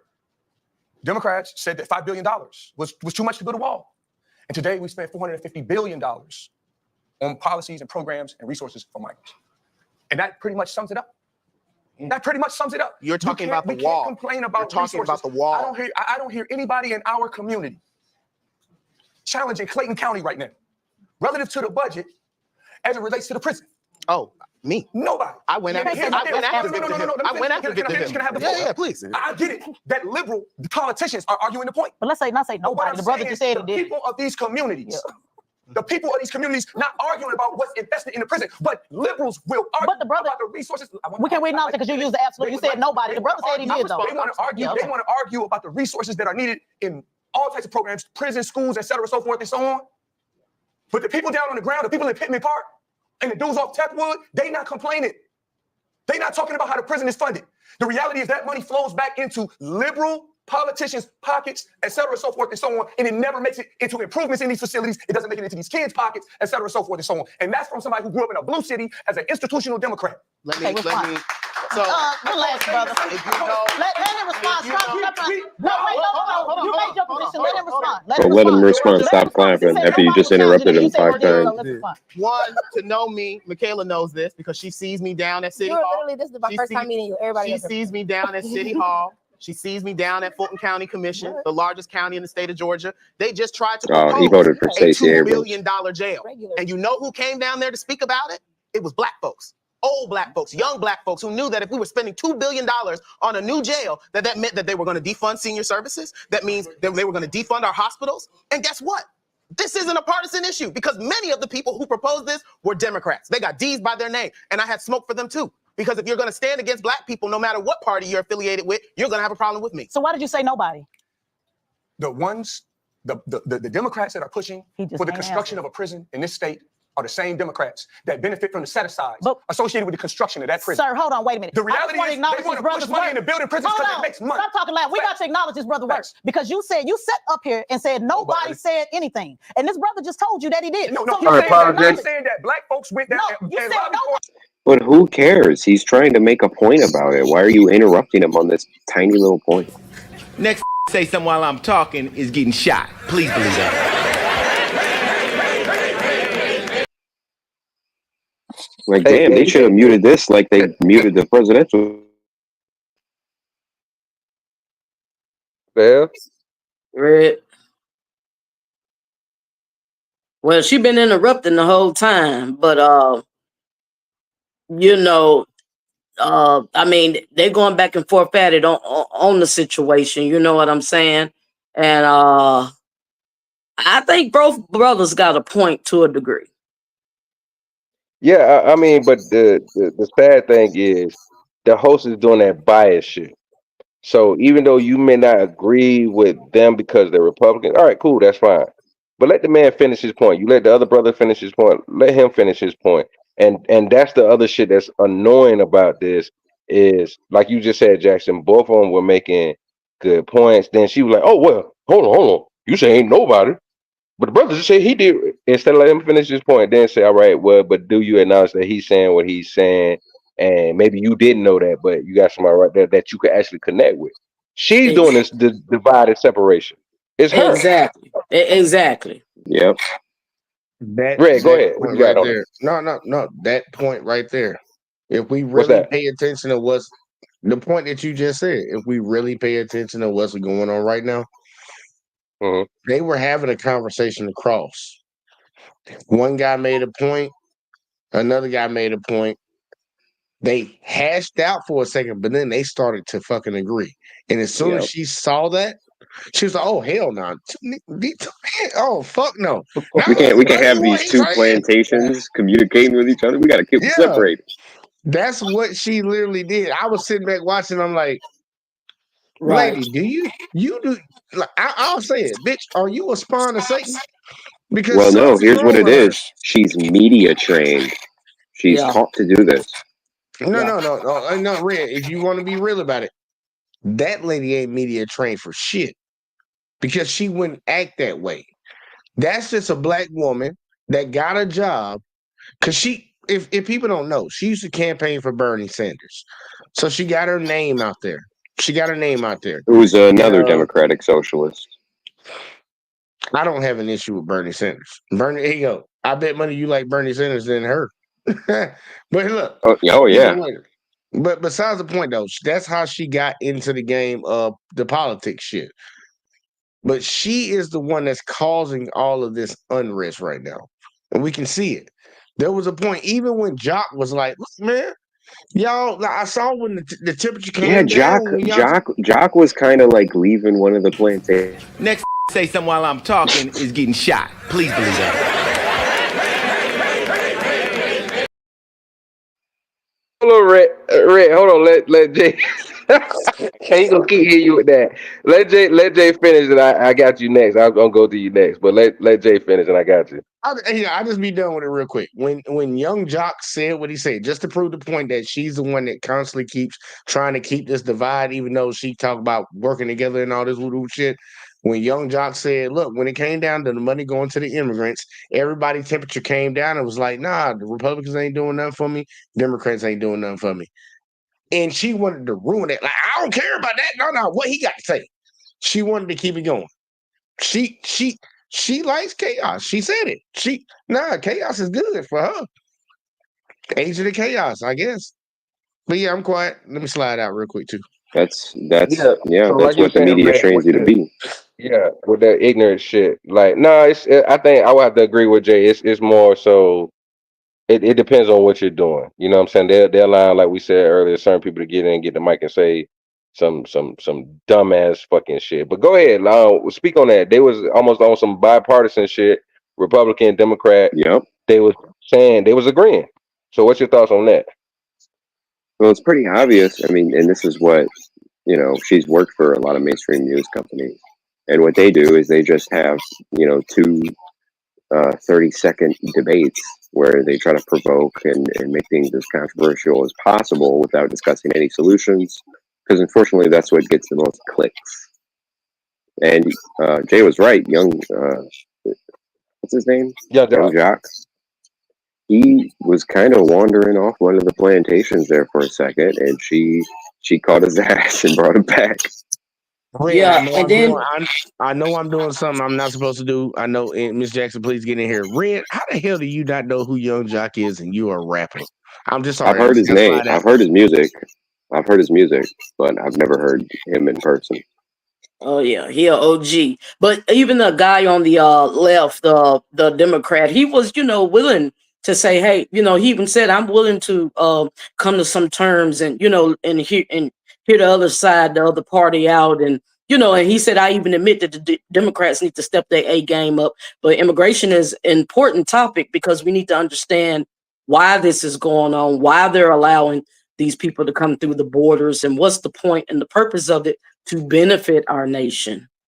So, and definitely about the spiritual with the Bible and the Christian laws and Jesus Christ and so forth. All of them are really, they're touching on real important topics, but so even the guy on the Democrats, I think he had an open mind and he was willing to, kind of compromise and relate. Yeah, and this is where we are seeing terrible things. And when it just comes to Americans all over trying to have conversation and separation and divide is not working for anybody. Ray, I'm gonna let you say something real quick, then we're gonna go back a little bit back to the video. Yeah, she was doing it the whole time. I mean, brother first started saying, "Hey, I like accountability," and she's like, "Oh, you ain't getting none tonight. You ain't married." And and the other girl was like, "Hey, maybe you shouldn't open your legs." And they went nuts. Can I get one more point in? Can I get one more point Yeah. in, just real quick? Yeah, go ahead, and then you can go ahead and start the video back. Yeah, and the dude in the black shirt that's leaning up right now, if y'all can see him on screen, he's very emotional. Like there is a big talking point. He did let them get to him. Yeah, there's a big talking point on social media that like guys on the left are like they're not really alpha males, they're kind of beta for being on the left. This guy's very emotional too. So I'm like, we got to be real about it. Like, it's not even which party you go with. Y'all think, like, I don't know why people are starting to try to say your party affiliation determines whether you're, when it comes to men, alpha or beta or masculine. What's up with this guy? Is he the exception? Yeah, because there's psychological research that shows different traits. Oh, if that's the case, then I'm cool with it. I just know a lot of the mass shooters happen to be Republican. Oh, no, but I agree. Dude is emotional. Did they play? Brother, see, this is where the problem is. None of the people in those communities are asking. You said nobody. Lobbied against in the Democrat Party that got construction and so forth. Brother, I need you to acknowledge what this brother does. Brother, you ain't the only one doing the work. It's about running that money right back through the circle. I just wonder why the brother can't acknowledge your work. Listen. Why you can't acknowledge your work, though? Listen. The problem is weird, brother. The problem is because I understand that we sometimes speak in absolute and hyperbole, right? I know that was an SAT word I dropped down. It's cool. But sometimes we just gotta speak to the facts and we gotta speak to the rock. The fact of the matter is that our mayor, our city council, our county commission, who are Democrats and Republicans, push to expand the prison industrial complex in the city of Atlanta. That was bipartisan support, right? Fair. In Georgia, who has been mostly under Republican leadership, and even when it was Democrats, they were Dixiecrats, so they were Republicans for all intents and purposes. They have governed a budget where we spend $8.1 billion on police, prisons, and jails. We don't spend that on public education. We don't spend that on hospitals. We don't spend that on money and direct assistance to Black communities. We don't. Okay. And it's a Republican issue too. Right. And so, to your point, Tez, this is sometimes my frustration with Trumpers, with Republicans, with conservatives, because I can call out the folks on the left. That's right. In fact, I spend more time fighting people on the left than I do on the right because they're trying to out-Republican y'all.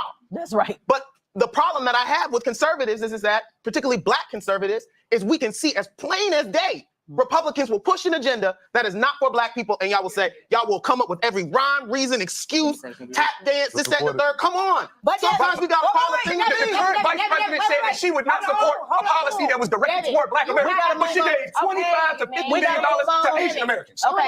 Come on. We talk. Come on. Yes. Am I one of them Black Republicans? You are not one of those Black But- Republicans. You are not. Which is why we go to lunch together.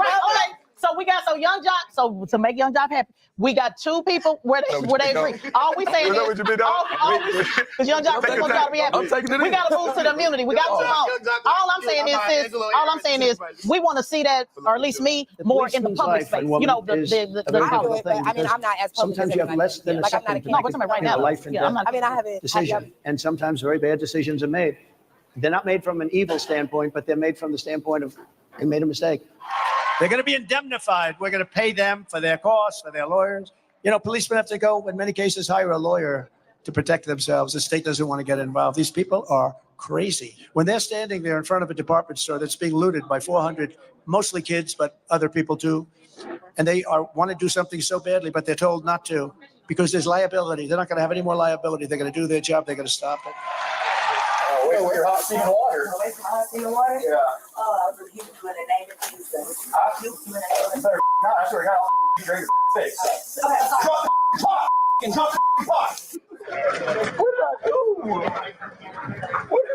You up there, Nobody, my girlfriend's dead. Tell 1, 10, 15. What is? I don't know.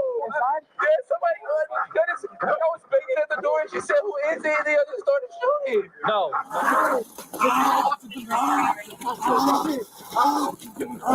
I can't go get man. I can't breathe.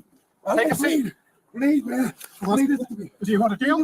Speed. He's under arrest right now for forgery. Let's figure out what's going on. All right, immunity. We've had this conversation before. I know the Republican talking point is they already got immunity, but Donald Trump has said that he believes in federal immunity. Want to get the thoughts on it? Let's go with Jock first because we don't have y'all take over and then Jock sit up in front. So let him be the cooler head. Man, look, on immunity. So you know me, like I'm a good guy. You know what I'm saying? I'm getting a lot of trouble with all for real. And I've seen police handle me so crazy sometimes, man. And it's just like they got to be held accountable. Just immunity because you've gone through an academy, you made a pledge, you know what I'm saying, an oath to the community to be a protector and a servant of the community. That's great. I do applaud good policing. I applaud it. Like, I'm gonna keep it 100. Some people are just, some people need governing. Period, point blank. A lot of us do. Let's just be for real. So when you get a good police officer, it's one thing. But when you like myself, I've been in a situation where I've been snatched out the car, thrown right into these two right here. This right here. These two. This come from handcuffs. They were looking for my brother. I had nothing to do with nothing going on. I still got thrown into the bushes. I got beat up. They tried to put a murder charge on me, right? Then they found out they had the wrong person. I still got charged with criminal disorderly conduct, which is a criminal charge. So I can't even go and get my firearm, my carry concealed permit because at that point, I can't now, but at that point, because it was a criminal charge. But I'm like, hey, so what's gonna happen? Y'all just beat me up and did all this to me. I still didn't get the charge taken away. I think sometimes, man, you gotta understand, when we start talking about immunity, Stephen A. He was just talking about with Tyreek Hill. And he said, well, all you had to do was roll up the window. He told you don't roll the window down. No, he told you don't roll the window, just leave the window down. Well, you're looking at it on that end, but when you getting pulled over and the level of aggression is already here before, because they ain't treating you like they treating Tom. No. Hi, great. Just want to let you know you're speeding. I was like, you get your license. No, I ain't think they like walking up their hand on the gun. Off real. I just told a story today. Tell me I'm lying. I told the doctor, I told the police officer, hey man, listen, y'all got the wrong car that just sped past you. I said, I'm having twins right now. He said, you having twins right now? I said, yeah, I got to get there. He said, hold on. He called back up.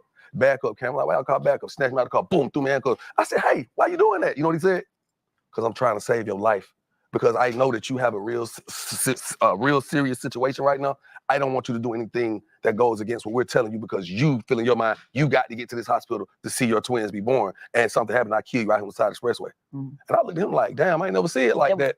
But you know what I'm saying? Because it put me in a position where I was like, hey man, but I wasn't finna do nothing to get killed or I'm going to jail. Y'all tell me I'm going to jail. Tell me I was going to jail. So the other officer didn't anything ever happen to him? Were they ever? No, and that police officer, he apologized. He said, man, I'm sorry. He didn't have to slam you on the ground like that. I dusted you off a little bit. You know what I'm saying? So I want to see if you're gonna stand. So I want to see if you're gonna stand on business because I know your position with this. So let's run back what you said last time as far as I'm pro. Look, you pro what? The police departments across America, the vast majority of the stops that happen on a day-to-day basis are correct. They are just, and the vast majority of police officers across America are doing a great job in our communities and in others. That's it. These incidents that you see, like the one we just saw that they just had on the screen, are an issue. Okay, they are an issue, but they are exceptions, not the rule. And so what we need, in my opinion, as a young Black Republican, and I disagree with a lot of other Republicans on this topic, is we need a right-sized approach to deal with these exceptions and to hold those folks accountable. Do you say that's my opinion. So what I asked you earlier about disproportion, you know how you like to give the disproportion facts on abortion? Yeah, I went crazy. Would you say that disproportionately, the exceptions that you're talking about, do they disproportionately affect Black men? I would say that Black men are pulled over more disproportionately stereotyped and pulled over than any other group of folks in America. Yes, I would. We're not running from the truth. No. But earlier you wouldn't. When I asked you that, remember we talked about that for like over an hour. You didn't want to like. I had related to the other topic. I was reviewing this. Yeah, sure. All right, so she still was kind of digging at Young Jock, and then Republicans go to talking. Then she wanna go back to doing that. So I guess we're gonna have more conversation right now. Jackson, you shared a couple candid stories with us about the bullshit that you went through. That was crazy, you know, and I shared one story with you as well. So what's your thoughts on that? Because I know we do have a lot of conservatives that will overlook that. We have the Democrats that will act like they're aligned with what needs to be done, but we'll still see a lot of them to support the bullshit that the police do. So what's your thoughts on one part that they were trying to have a good conversation, and then she came in with the bullshit again, but also from your experience, the way you want to deal with how the police should be held accountable, and do they really need more immunity? Okay, so what I do like about the Democrat side is they are addressing the fact that they putting all this money and investing in building prisons but working on governing police brutality. So they point out that that's an issue, that's a problem, especially the young brother in the next to Young Jock, and they're addressing that is an issue, so what I'm hearing from the other guy on the Republican side is justifying, a little justification going on to the behavior, where there's exceptions to the rules, and little ends and odds, instead of, saying, hey, what can this immunity do to make a drastic and speedy change in lives? You know what I'm saying? I mean, people getting killed by the day over nothing, innocent people, you know what I'm saying, being targeted by the authorities, the ones who're supposed to protect and serve. So the Democrat Party is addressing the issue and recognizing it is a problem, that we putting our time and money into the wrong thing, building prisons instead of starting at the top, and that's governing the police authority. But also, like, it's a good thing they're addressing it. But do you also see how things can happen even when Democrats are running things? Like, that they'll address it, but a lot of times they don't do nothing. Well, I think that's from both sides. A lot of them hypocrites. You know what I mean? I can see that on both ends. Say one thing, do another. But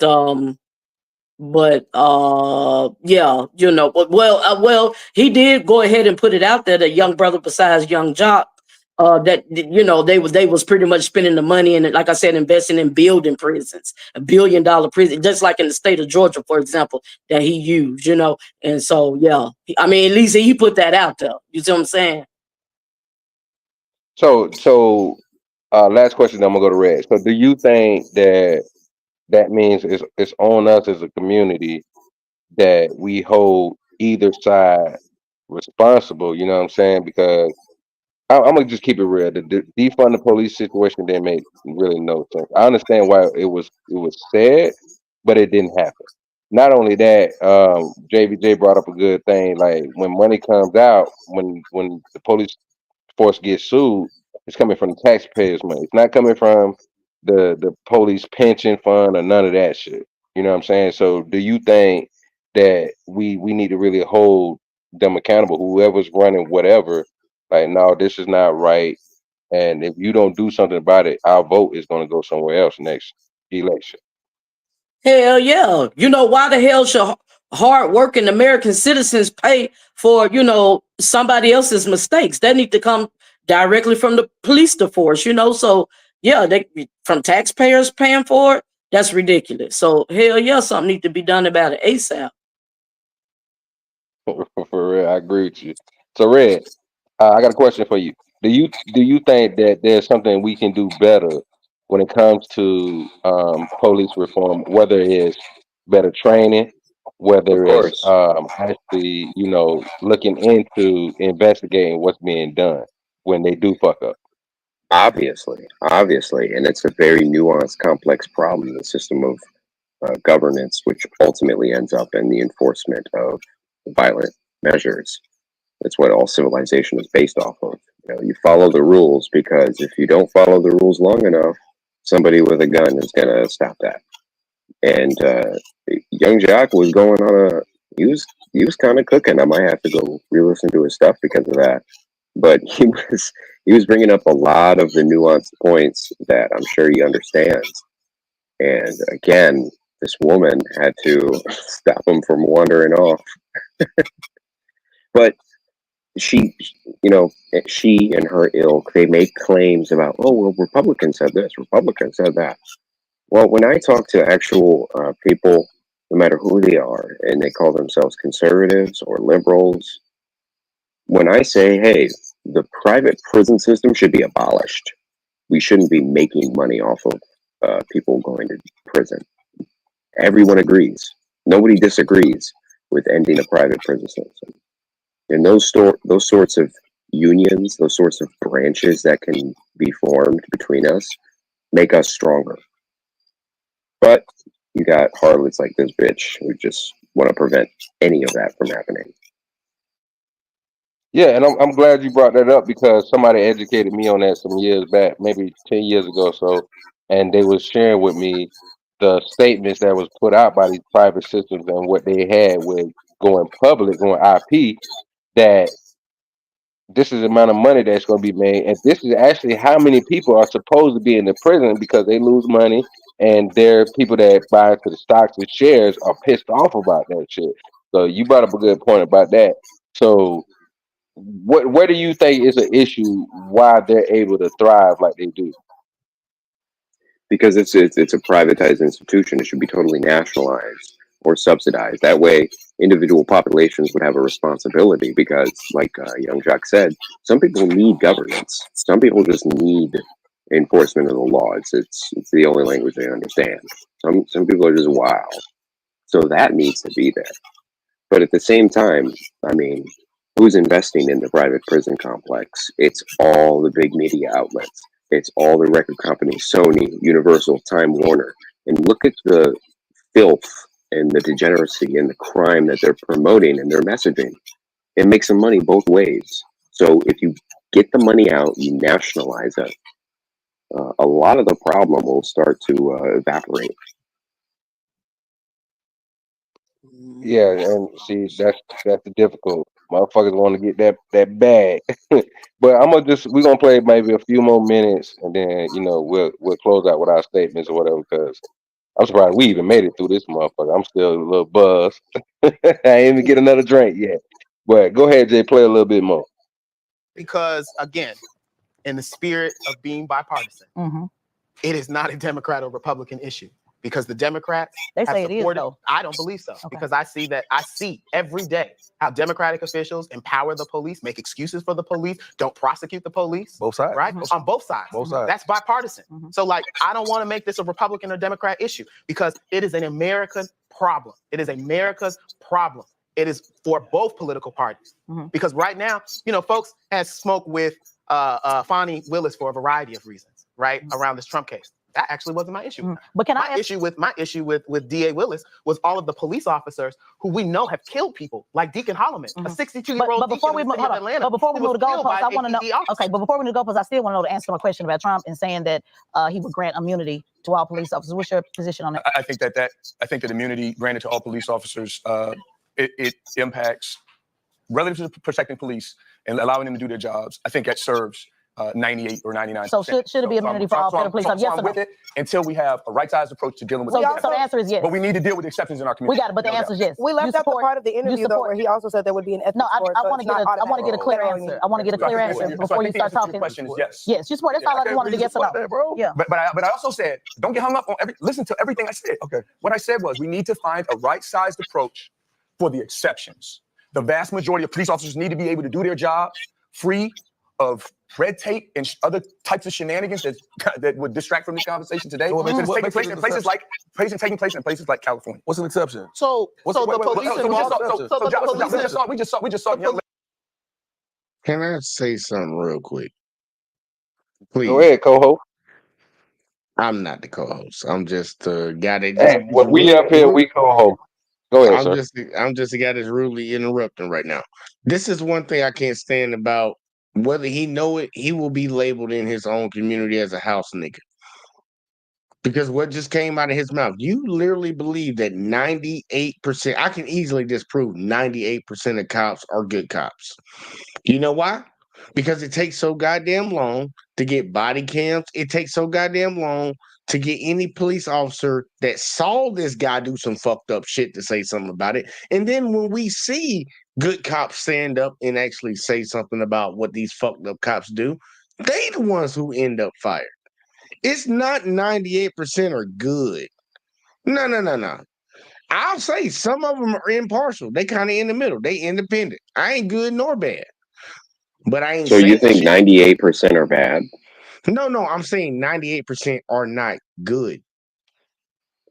That's crazy to say. Think about how often things happen. Like they keep trying to act like But think about how often police interact with people on a daily basis. Exactly, and that's one point I wanted to get to. Red, you gave me another question, so I'm going a little bit longer. He said the exceptions that we see, where people are either brutalized or something was illegally done to them. Most American citizens don't even know their rights. You know how you know that? Because the cops don't even know the damn laws they're supposed to enforce. Exactly. We have people that don't know they were even done wrong, that don't even report it, that don't even say shit.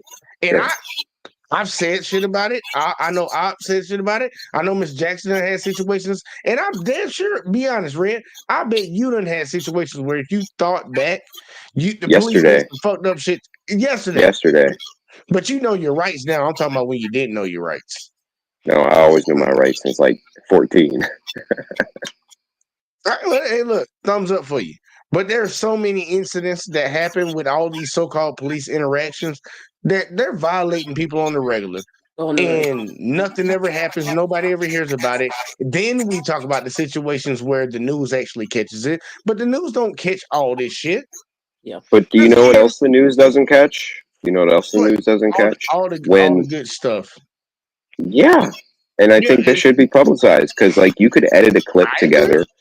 Like that clip we just saw, it was an edit. Next say something while I'm talking is getting shot. Please believe that. Sorry, I thought I was talking. I was still talking, but it wasn't. Look, I ain't the one who pushed that. No, you want to land the plane? Yeah, I did want to land it, but like even to your point that you're making, like right there, yes, the good shit should be publicized. No, and you actually were talking.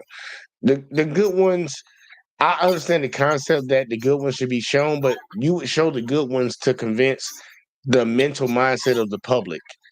The public's mindset already is defend cops no matter what. So showing the good shit doesn't mean nothing. They're already going to support. I would like to say real quick. I was just gonna make a point real quick. How can he sit back and say that 98% when, man, the facts are right there in your face? You know, it's so close you can't even see it. It's right there in your face. But like all of these instances that you can record, what percentage of that is of the entire national police force? But there's a lot that's not recorded of police beating those security people as well. But there's no evidence. You can say there's unreported cases, and I'm sure there are. But that's not an argument. That doesn't disprove the fact there's still 98% good cops. All right, well, he gonna check this. We're Red. I'll do this because I want to be fair and not like I try to be equal about it. Okay, not gonna even take into account the unreported stuff. Throw it off the table. We're not even going to take into account the people that get deleted because that's the only thing they really show the most, the deleted ones. What about all the other shit where people's rights are violated? Because that's actually what makes up the majority of it. The exceptions are people getting deleted by the cops. How much of that is because of bad cops, or I should say not good cops? No, that's it. Wait, hold on. What about the shitty ass local politicians that write these bullshit laws?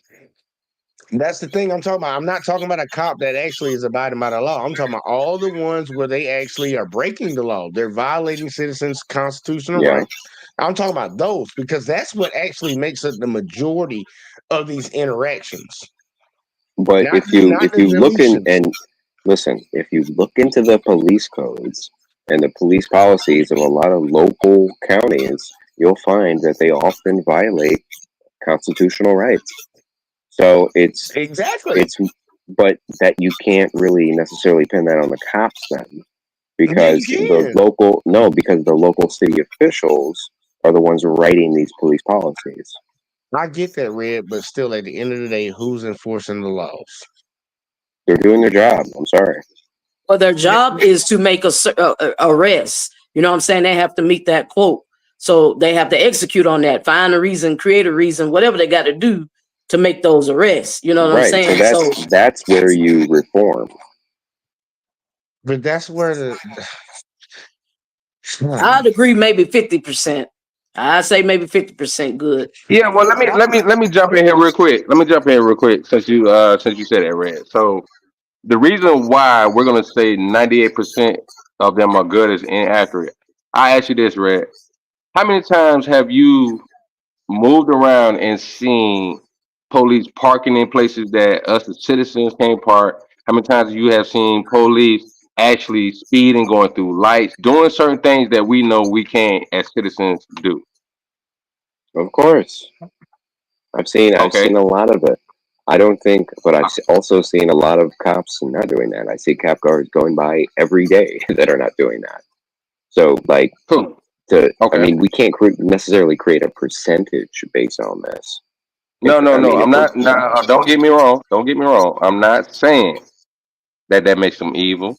I'm not saying that means that we should go against them for this simple shit.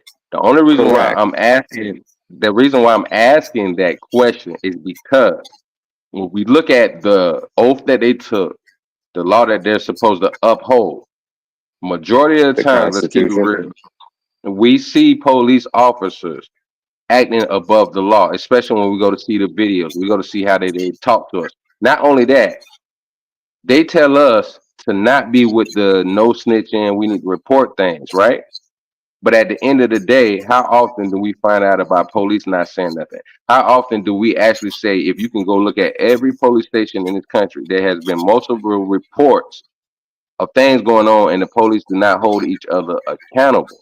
Yeah, Exactly. it's That a is the closed issue. society. That is If you ever the talk to hold police on. I'm about officers, to it's like land. a college Hold on, frat. wait, hold on. I'm gonna land and I'm gonna let you finish. But real quick, the reason why Jay said that issue, Ms. Jackson said that issue is because they took an oath. We're just citizens.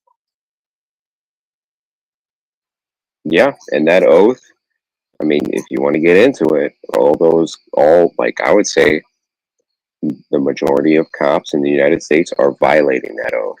I agree 100%.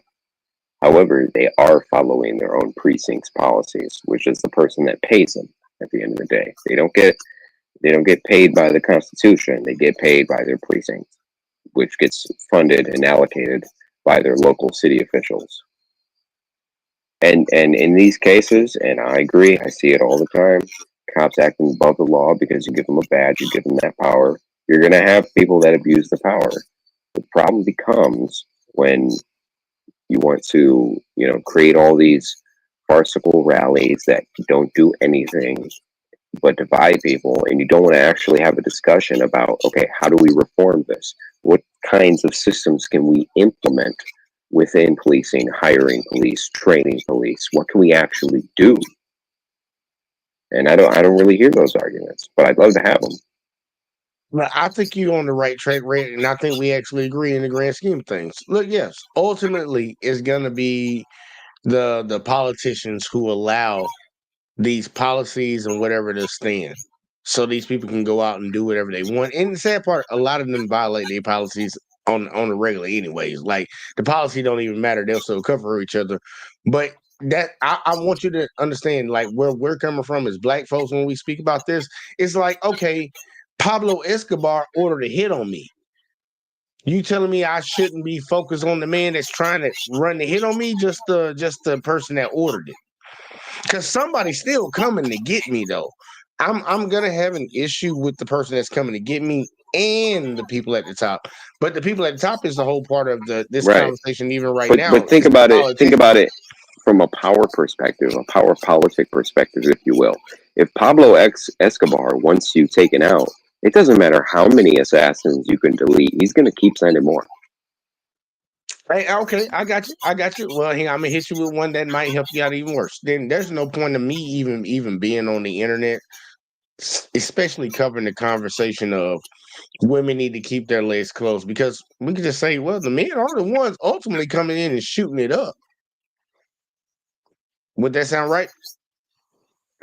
Well, no, because most of your audience is men anyway. No, I'm just saying, period. Like in general, like, yes, I can understand that. Yes, this motherfucker is allowing this situation to happen. The politician, the woman. But you're saying like No, no, they're not the some of woman the in people this situation. executing. They are actually the men. They are creating the situation. They are the child that they are bringing. Well, the sperm, if you will. Their sperm is these bills and these allocations of funds and these policies that they write for the police precincts. A police department doesn't just spawn out of existence and make up their own rules. It's all created by the local city officials. Well, here, I'll make sure because I think this might be the disconnect. I'm not saying don't hold the politicians accountable because that like literally you know what I come from. Hold all these bitches accountable, Republican or Democrat. Doesn't fucking matter who party you're in. They the ones who need to fix it. And I don't just talk about presidents and all that shit all the time. Hold all the politicians accountable. But I'm also saying hold these motherfuckers out here that's violating American citizens' rights on the regular accountable too. Sure, but you could, if you go too extreme with that, not only are you're not going to stop that, cops are still going to violate people's rights, and a lot of cops are going to be afraid to actually do their job. So you get the worst of both worlds. Well, here you go. Check this. We already have the dark side that you said, where people are just going to violate people's rights. They're already doing it. So we're just gonna, if in your situation, we'll just continue to keep doing that. Having people afraid to do their job. I've seen videos. Well, because what's the solution? Just punish the police? Just punish the foot soldiers? They're gonna Wait, hold on. Let me jump in here real quick. Y'all have a great back and forth, but this is the thing real quick, Red. What Jay is saying, and me and Ms. Jackson agree to this. If we already have these issues going, then you got the brother right there with all black on is saying, yeah, they need immunity. They already got too much. Because if they didn't, then we wouldn't, or you wouldn't say what you're saying, and we all agree. We do need more, you know what I'm saying, better training, reform, and things of that nature. That's why we're having that discussion. It's because they need it. You know what I'm saying? They fucking up too much. And then you get like them saying all this crazy shit, you know what I'm saying? And it's mostly coming from the Republicans is they need more immunity so they're not scared to do their job. Overall, police are not scared to do their job. Overall, police are doing their job. Because if you said there are 98% of them are good and just doing their job, then they're already doing their job. The problem is the bad apples, and then what makes so many minorities look at them skeptical is because the ones that are supposed to be decent when they're there, they back them up on some bullshit. That's just like what you and Jay had seen that video where they already had the suspect in handcuffs in the back of the police car. Acorn hit the top of the damn car. The one officer started busting off. The lady officer joined in. She didn't say, "What the fuck are you Female doing?" officers. That's what I dealt with yesterday. And a couple months back when I got detained, I was like, God, please don't let an acorn fall. And all the cops started laughing. But I see what you're saying. You see what I'm saying? So I think we already having that conversation, and that's the medium we need to meet on. You know what I'm saying? So great discussion. Ms. Jackson, you got anything to say before I let the video play for a couple more minutes? I'm gonna say I've had a lot of police encounters in my life, and I can count. Maybe I've met about three good ones. Three good ones. I can say, just really care about the people and community and with a righteous character. About three that I can count. Out the percentage out of pretty much my lifetime. But I did have a quick question for Red too. So like, I'm just going to use some real minor example, like traffic laws. Okay. So they have the under the department and their company they work for, they have the policy to do things in case of the emergency or a call. But just like if they just, riding around or patrolling, but y'all, they don't abide by the traffic laws, hit they blue lights, run the red lights, run the stop signs, do whatever they want to do for GP. You don't consider that hypocritical. They supposed to do that in a certain time, like I said, when they're called on their duty or emergency calls or whatnot. But just to do it because they can, because they got that badge. But if we do it, we're getting tickets or getting locked up all day. You don't see just in that little small minor imbalance, hypocrisy. Of course, I see the hypocrisy. But an argument from hypocrisy is a fallacious argument, which means it doesn't prove your point, your positive position. But the way and to speak about all of this, like, oh well, the cops that I met, I've met less good cops than you. I only met 2, but I do see, in my personal experience, a lot of cops who are afraid to do their jobs. We had protests in Dearborn, Michigan, and people got really violent. People did some really bad things to local shops and stuff, and the cops literally just stood there because they're like, I mean, I'm not beating up a Muslim. You know what's gonna happen to me on mainstream TV? Hell no. Yep. Yeah, but I think that's most likely a minority, Red. I'm not gonna lie to you. From what I've been seeing, return reports, and we can talk about this in a little bit. A lot of times, it's the minority of those cops who are very concerned, and I give them some grace because they're not trying to be looked at as racist. They're not trying to be looked at as biased, gender biased, and all of that stuff. So I do give them some kind of grace. I think the main thing is what we need, and I'm gonna go to Lena real quick before we go back to the video.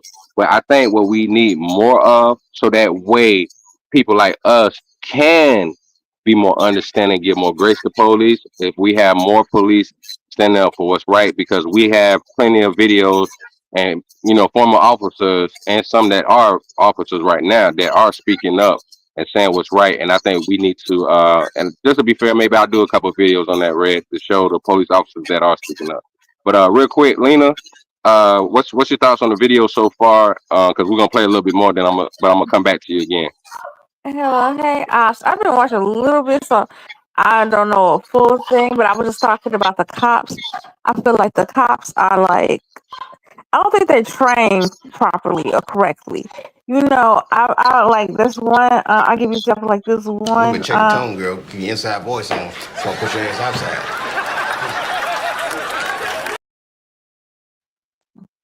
Hello, I'm sorry. It's one of those like one of the police academies that got busted for they were using all the target practices. They were black, for the people and stuff, the criminals, they was all black that they was practicing on.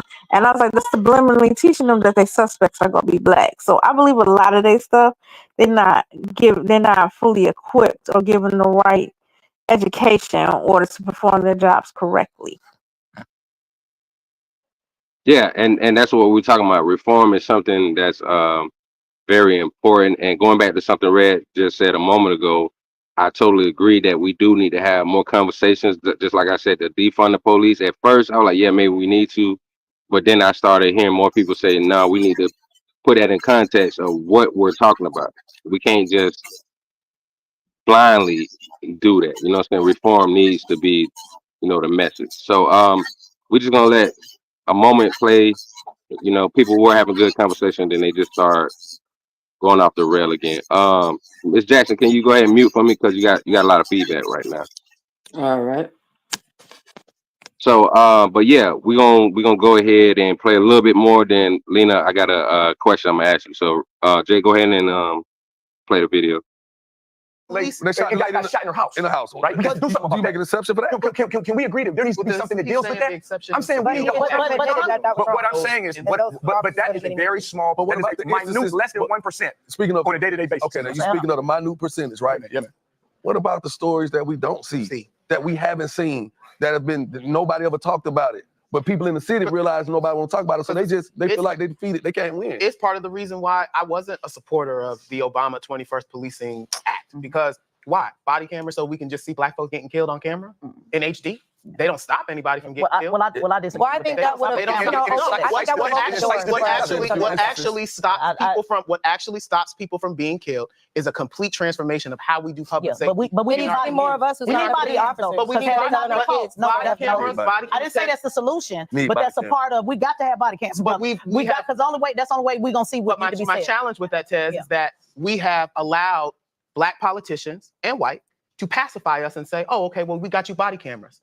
That reform we still got more work to do. And more black people have been killed. More black people have been killed by the police. But brother, we still got more work to do. But we absolutely need the body cam. I just want to be clear about that. We got more work to do. We got more work to do. We need the right side. I just want to know, yes or no, do you support President Trump saying immunity for all police officers? It's just a simple yes or no.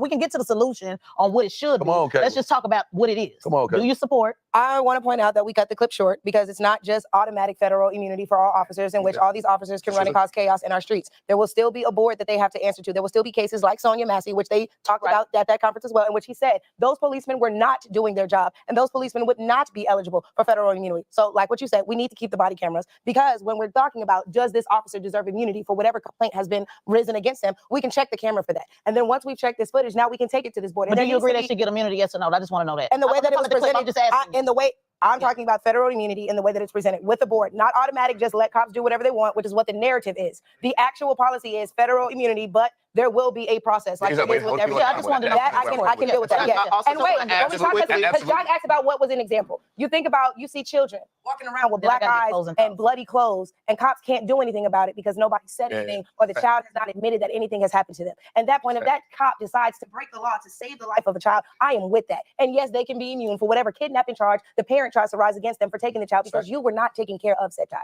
And again, I've seen how horrible some parents are to their children. That also should go before a board too. A police officer at that particular time is not judge, jury, and executor. I will say that's the this, problem. though, and so let's be clear about that. Let's be clear about that. Yes. It's not up to because the same way we're saying that it should go before a board and decide immunity, not immunity. Also, in the case of child abuse as well, I was a guardian ad litem in Florida for a very long time. It's not up to the police officer to be judge, jury, and executor. So when you say, "Oh, I believe you can do whatever because you hurt that child," and you should be we don't know. He should be able to take the child. Yeah, no, because that's judge, jury, and executor, and that's the child has a black eye and blood stains coming out the bottom of the back. And if a black man gets dragged out of the car and gets shot because he didn't let the window down fast enough, you say that should go before a board. So let's go before a board. It's gonna go before a board. At the end of the day, if a black man kills anybody, he's gonna have to go before a jury as well. So I would like to clarify. We want to make one comment. Are we going before the board or we not? I want to clarify. Are we going before the board or we give it to somebody or we're not? I don't want no police being judge, jury, and executor. That's why we got the courts. This policy that Trump is talking about, one, only extends to federal officers. Vast majority of police brutality cases take place with state and local police. So if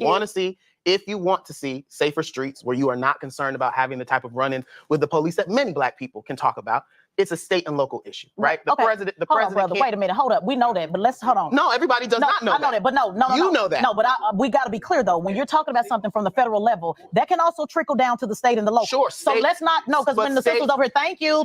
No. Anytime, when you have somebody saying, "Let's get full immunity, let's be rougher with them, rough them up," that's a problem. Now you don't have to be as clear. You say you don't want body cam. I ain't never heard no progressive say that. No, I said. Also, hold on. Yeah. Hold on. Yeah. Also, what I said was, body cameras are not enough. Right. If you're not going to prosecute the people, if you're not going to prosecute the people when we see someone black being killed on film, what the fuck is the point of the body camera? But we still need it though. No, I want the same page, but the way you presented it the first time. Well, that's why I wanted to clarify. No, that's what clarification is all about. Let's give some closing thoughts from our guests because we got to wrap up. We've been going way too long. Closing thoughts tonight on the actual debate. On Harris and Trump. Yeah, on the actual debate. There's a person with a record of all right, you can pause it. Economic growth in this country.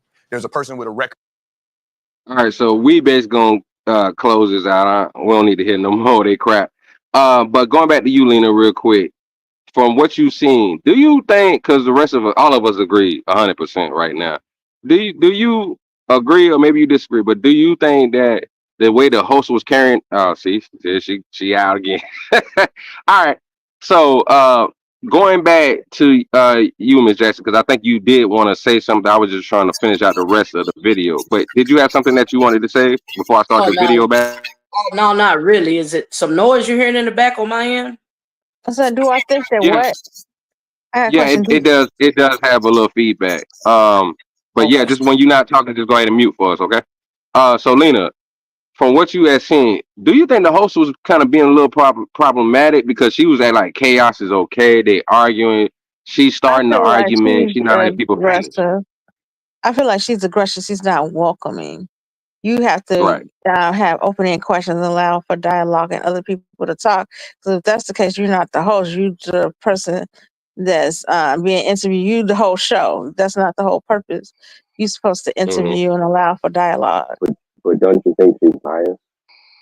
Huh? Don't you think she's biased? Do I think that she's what? Biased? Biased a little bit. A little bit. Thank you, Ms. Lena. That's the word I was saying. Thank you, Ms. Lena. Can you hear me? Yeah, I can hear you. Yeah, go ahead. I was hear you just saying, fine. thank you, Miss Lena. That's the word I was looking for, dialogue. Uh-huh. Hey, Miss Yes. Jackson. Sorry, Miss Jackson. Woo. You sound like Jay now. Like, if I was the host, I would have asked questions. I don't think Young Jackson would have been almost silenced because, they're talking over him and at him instead of to him. And, it didn't like integrate and flow correctly like it should have. Like, if I was the host, I would say, how do you feel? What do you think? What's your thoughts on this? You have opinion on this? Are you for or against? And to just let them have their, give their answer. Yeah, I think going back to that question Red just asked you, I think that's what shows the biasness because she says she's independent, but anytime the Republicans try to say something, she want to cut them off. Anytime she was so bad that when both brothers, Republican or Democrat, was actually calming the conversation down, she jumped in to make it more chaotic again. And then Young Jock, he's a Democrat basically, but he's like, we got to talk. And I noticed when they started talking and agreeing, they started actually talking about solutions. Then she wanted to say, "Oh, we gonna get to solution." No, you didn't. You really did. Because at the end of the day, once everybody on both sides asked, because she was patting herself in the back. Oh, you never seen this on other. That's bullshit. It's been plenty of other channels that did the same thing. Complex had the same thing where it was black Democrats versus Republicans, and they was going at each other next. But at least the person that was moderating the conversation and asking questions wasn't doing this ignorant shit that she's fucking doing. So when Young Jock was saying, hey, when we started talking about what's going on with the illegal immigrants and what's not going on for our people, I noticed everybody was calm for a moment. Then it got thrown out. He should have said, bitch, you was throwing this shit out. So that's the problem. I'm saying we need to actually be able to have a conversation instead of when we go on whether Republicans channel or Democrats channel, and then they doing all this back and forth. And that's what actually motivated me to be independent. So going to you, Red, I know you say you're not a Republican, but I do notice sometimes that, and I'm gonna throw this out there to everybody, not just you, Red, because you're a Republican, but I do notice a lot of times when you say somebody's being biased, you talking about how to act towards Republicans. So my question to you would be, you not caring about being a Republican, but you taking up for them.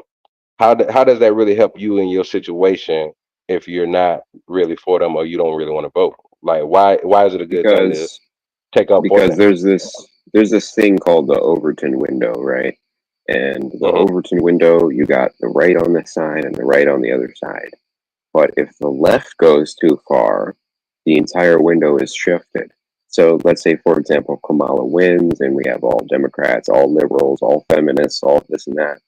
In the year 2050, the Republicans are going to be like, yeah, I mean, we can accept 100 million illegals, but do they have to marry my daughter?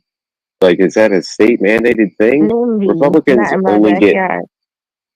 Republicans only get less and less extreme every year, whereas liberals are getting more and more extreme in what they want. So, as an independent, it's the duty to keep the Overton window because you need two contrasts in a political system, not a two-party system, but a system with two contrasting ideals. Where we're forming these bridges, like those two guys were trying to do, until the media trained harlot split it up. They were really agreeing with each other for about 15 seconds, but after she opened her mouth, they were arguing with each other like children 5 minutes later. Well, I mean, to be honest with you, I would have to disagree with you because in actuality, I'm 40 years old, so I've been around long enough to see how it was more so the Democrats acting the fool than Republicans. So I gotta say, Republicans are digressing even more these days because when you look at that brother and sister that was on this panel about 10 years ago, or a little more than 10 years ago, you would not have seen black conservatives acting that way because their thing was, You know, we say something, we're gonna be outcast. We're not trying to do that with our own people. We love our people. So now we see that more, whether black or white. So I would have to, respectfully agree to disagree on that.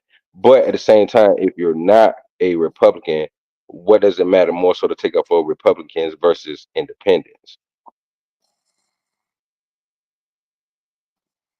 Greg, Well, did I'm you? not sure. I'm not sure that it's that Republicans are acting a different kind of way now. I think more people are just waking up to the mainstream talking points that everyone's supposed to follow.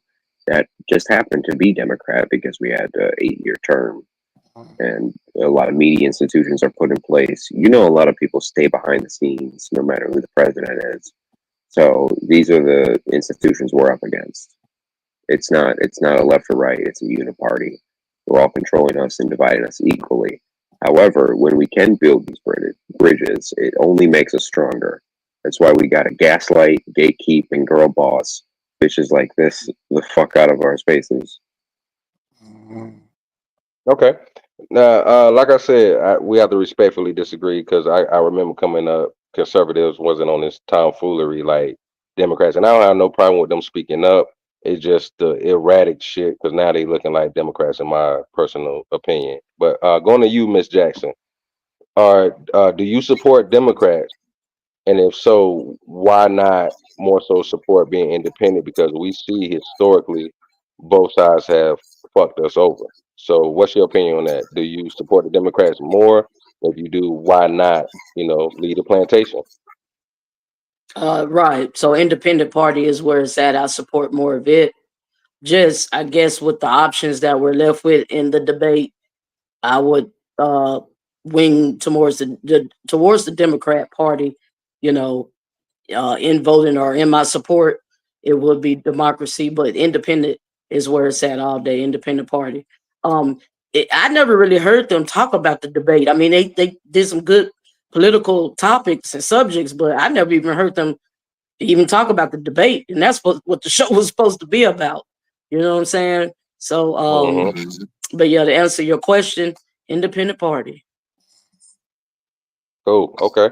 All right. Going to you, Lena. So I do know you are a Democrat, but my question would be to you: why is it that you think that's better to stick with a Democrat as black people versus being more independent, where we're going to vote more on the policy versus just worrying about who's Democrat, who's Republican, and we just gonna go with the Democrats?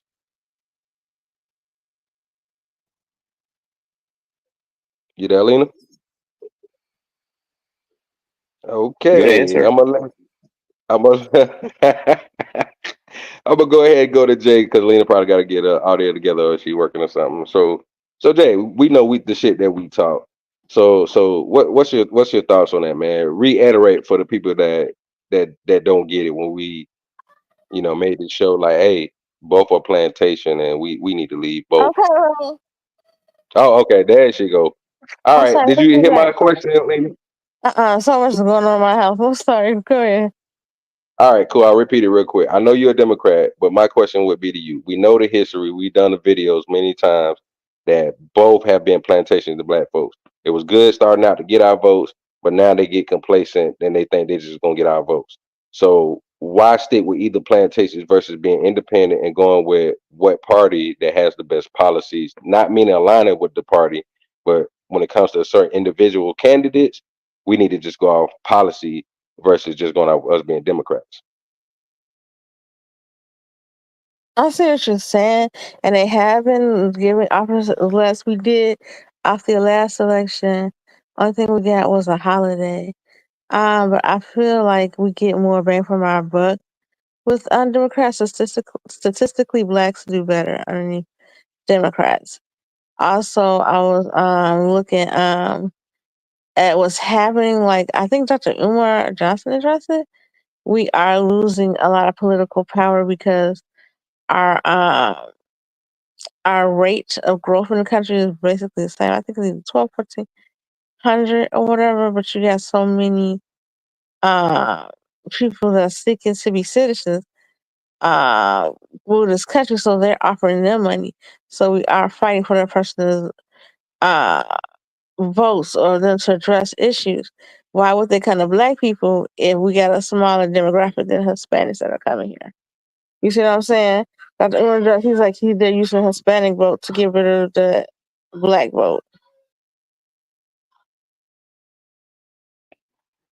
Okay, but I mean, like I said, like if you look I at mean, just yeah. being real, when you hold on, Red, when you look at the stats, you look at the cities that have majority of black people most of the time. Detroit, St. Louis, Dallas, you know what I'm saying? You look at Chicago, you look at all these certain places, New York, you know what I'm saying, Buffalo, you look at all these places, Miami, Orlando, Jacksonville especially. We got a lot of things that's going on that's bad for our people that's not getting worked out. And these are a lot of times Democrat ran places. So how do we fare better under them? Is it them and not really working with us in the policies? Or does that mean that us as black folks just need to do better? Do we need to pull ourselves up by our bootstraps like Republicans say? No, I think we need if we had help in destroying the black community and so many things that's happening, we're gonna need help to be pulled up by the bootstraps. And so many other cultures that came to this country got it.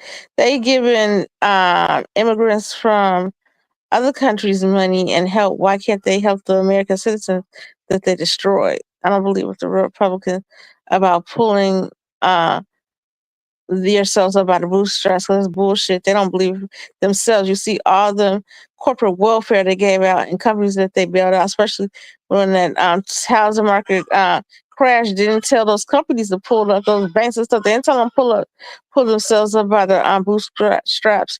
They gave them money.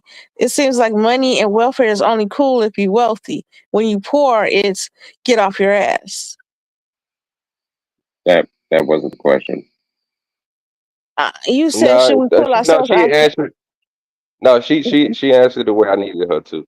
So this is the thing, real quick. But I'm about to go to Jay after this. I'm gonna make this statement and go to Jay. So I hear what you're saying, Lena. But the problem is when you look at it with both sides, when black folks were doing good, we were doing better under Republicans, right? But the problem was when things that were going wrong, Republicans didn't do what they needed to do to keep our votes. That's the complacency. Then when you see what happened with Democrats, once we got more with them in the 60s under JFK, what ended up happening? They gave out welfare and all of this shit, and a lot of us took it. A lot of us wanted the integration and all of that stuff. Then once we got that, things got worse in our communities. We just got complacent and lazy like a motherfucker. But going to you, Jay, go ahead and break it down how you only you know how to do. I ain't gotta say shit. Go ahead. Look, we've been talking about it for a long time, and I still to this day have people that I'm trying to convince of it. Me personally, I don't fuck with neither one of them niggas, Democrats or Republicans. People still to this day say, "Oh, you got liberal. You're a liberal because your views." I'm like, bitch, I got conservative views. I'm over there. I'm over there with them boys when it's like the abortion shit. I'm over there with them boys when we say we need to lock up our border. But I'm also over there with motherfuckers when it's like bitch, we talked about the police. We talked about, well, I ain't gonna say reparations. It's a liberal thing, but motherfucking liberals ain't gonna goddamn do it. But when it comes to the grand scheme thing, like it's just beautiful that we actually this is actually how you should have a conversation. This is a prime example of how to do it again. And not the people that's getting paid all this motherfucking money, because we pretty much saw that we had a ratchet ass.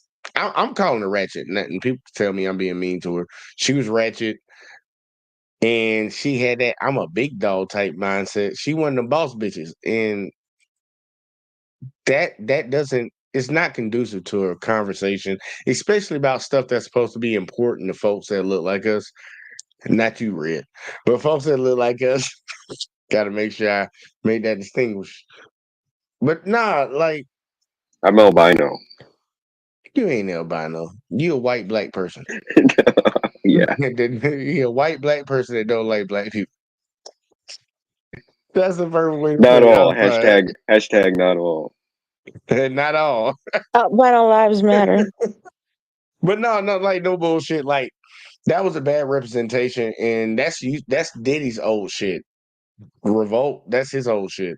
And this is what they constantly keep putting. When I know Red alluded to it about the media, Dude, the this media was really brainwash. Diddy's. You're right. Diddy did start this.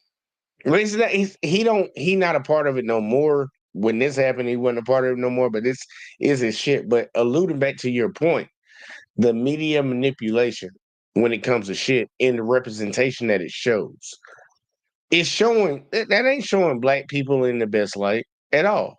Literally putting niggas on there and saying, "Look, black folks, this y'all." And it's the same thing when it comes to our news, when it comes to everything, the entertainment that we looked at. Because we even heard two of them bitches on there talking about Glorilla was their girl. Oh, I love Glorilla. You talking about fuck nigga free standing in front of Planned Parenthood talking about aborting their kids? That's the bitch you talking about? Yeah. The brainwashing is on level 10, but like my thoughts are, like when it comes to this, like me and Op, we have the same understanding. Like fuck both of these bitches. Republicans, I'm not looking for them to save us. I'm not looking for Democrats. And I might only start looking at one of them to save us when one of them actually say they're gonna do something for us as black people. Like everybody else, like all other races of people, man, that's y'all handle y'all own shit like y'all been doing on the regular. But for black folks, I Hold need black on, Miss folks to Jackson. Mute your mic real quick. I'm gonna come to you next, but mute your mic. We're still getting feedback. Go ahead, Jay. I'm just saying, for black folks, like we need to be the ones that actually finally come to the party because we're the only ones that haven't came to the party and actually ask for shit for ourselves. Like that black dude that she told her, like, yeah, you go and get up out of here, whatever the hell.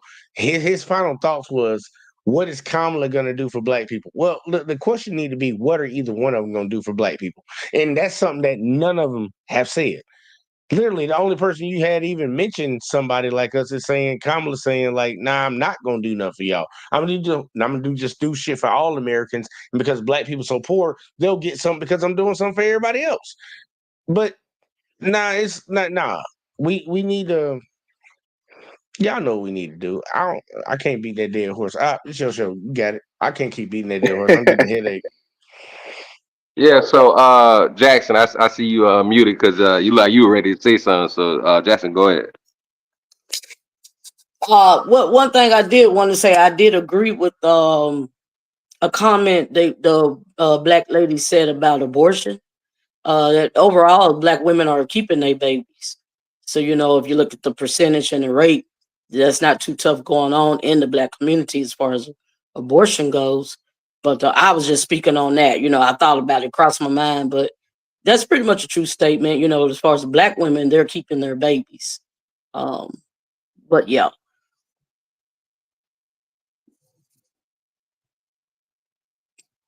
How about this? He must have thought you was gonna talk for a No. second. Yeah. So actually, I hear what you're saying, Jackson, but this is where's the issue. So we're seeing the birth because even Lena spoke about this maybe a few weeks ago. So the amount of babies that black women are having these days, that number is going down. So I'm not gonna say it's all to deletion of babies, but some of it is. So A lot of it is deletion of babies. A lot of it is going to college, being a boss bitch. Exactly. The fertility rate is now officially below replacement for the black community. Next say something while I'm talking is getting shot. Please believe that.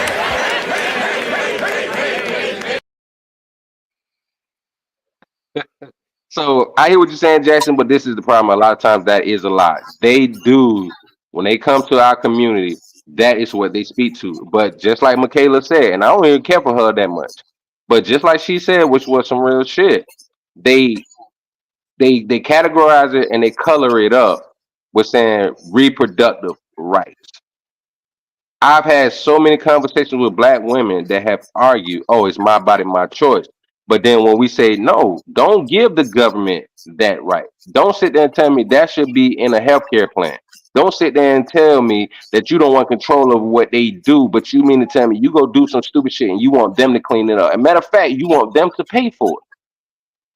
But at the same time, they will argue with men, all races of men in this country, that say, okay, well, if that's the case, then we should be allowed to have a financial abortion. If not, then when the baby's born, whether we're married or single, we should have the right to get a DNA test for free. And then we would hear women scream and holler and cry from the mountaintops.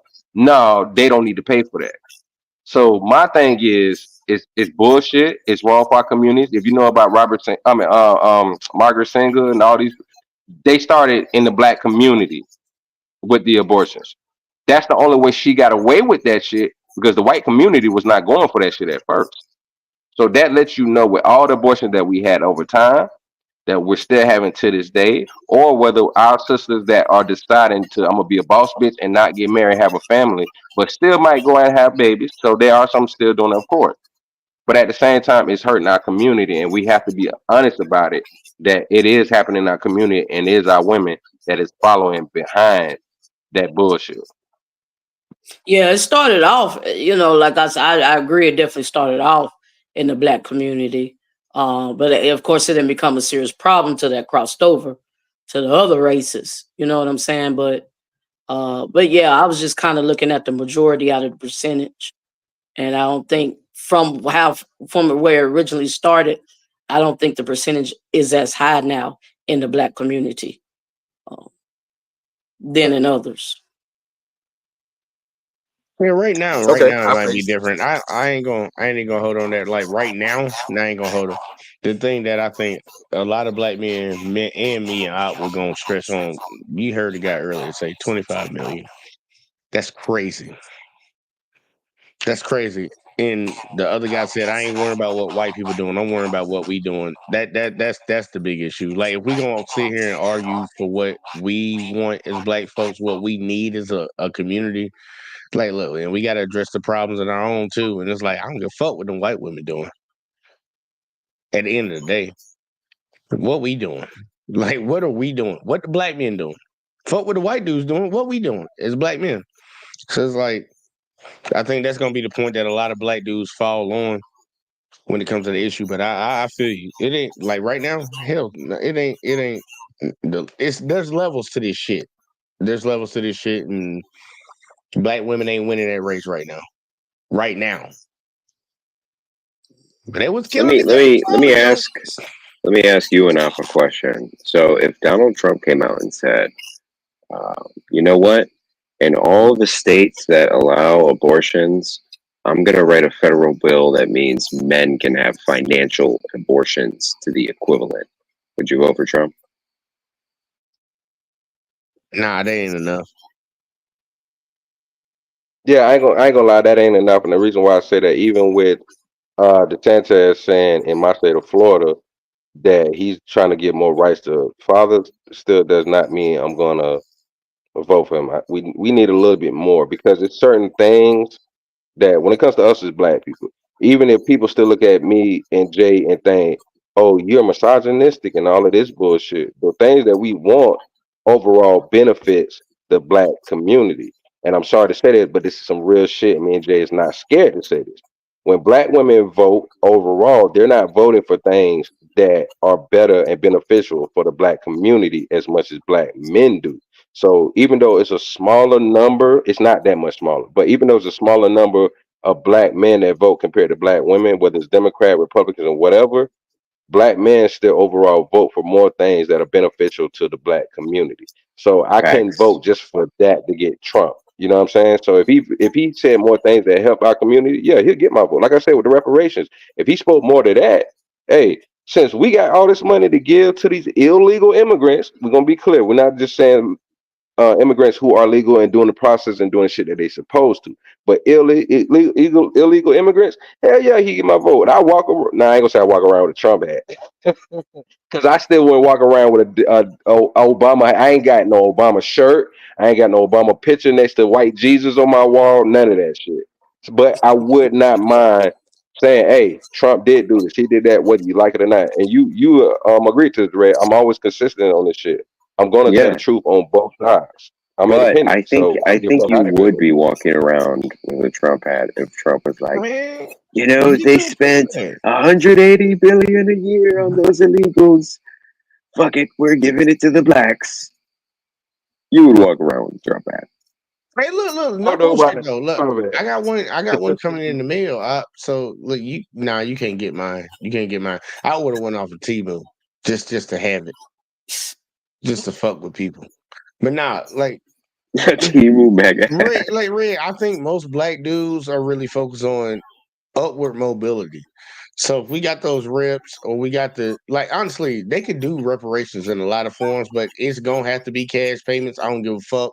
And yes, our ladies will get that by proxy if black men are arguing for it. But like upward mobility, By man, when it comes proxy, to, so will I. well, it actually wouldn't even be by proxy, because it's gonna be straight up everybody that's a descendant of a slave gonna get it. So that's black women and black men. But like upward mobility would be the only other thing. If Trump came out, even if he just came out with reparations, like he could get my vote.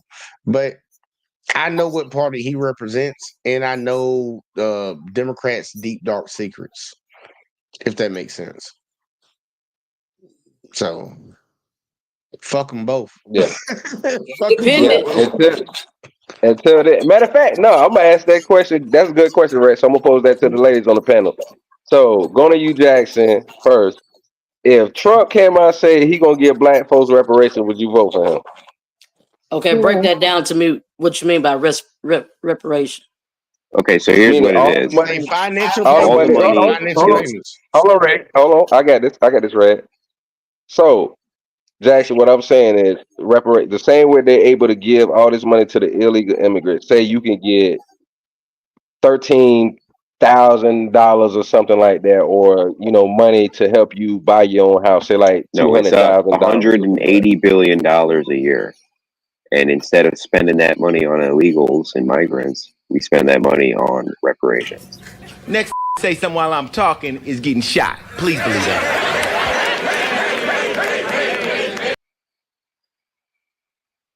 Thank you, Jay. So like I was saying, Jackson, instead of them giving all that money to illegal immigrants, they spending millions to billions of dollars. But that can go to us, whether it's cash payments or whether it's money in the form to help you buy a home. You know what I'm saying? Would that make you vote for Trump? No, by that principle alone, no. Because one thing I agreed about, I think it was one of the Christian ladies, not the first Christian lady, the second, the one that got up and checked the first Christian girl. She said it's about character, and she was talking about the Bible, but you judge a person by the fruits. You'll know them by their fruits. The Bible say, Martin Luther King Jr. said it, you will judge them by the content of their character. So, I mean, a person could throw out a person could throw out a good policy. You know what I'm saying?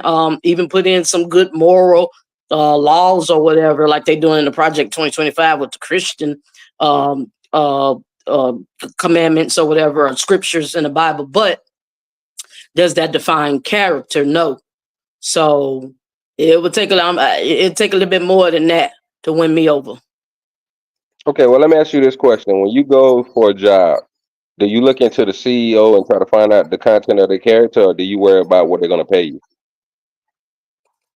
Well, you'll learn that if you work for them, you will learn that. But no, I mean, we have to work to get a living, to build a living. So yeah, overall, you're looking to earn a living when you look for work and look for a job, and make sure the benefits is right.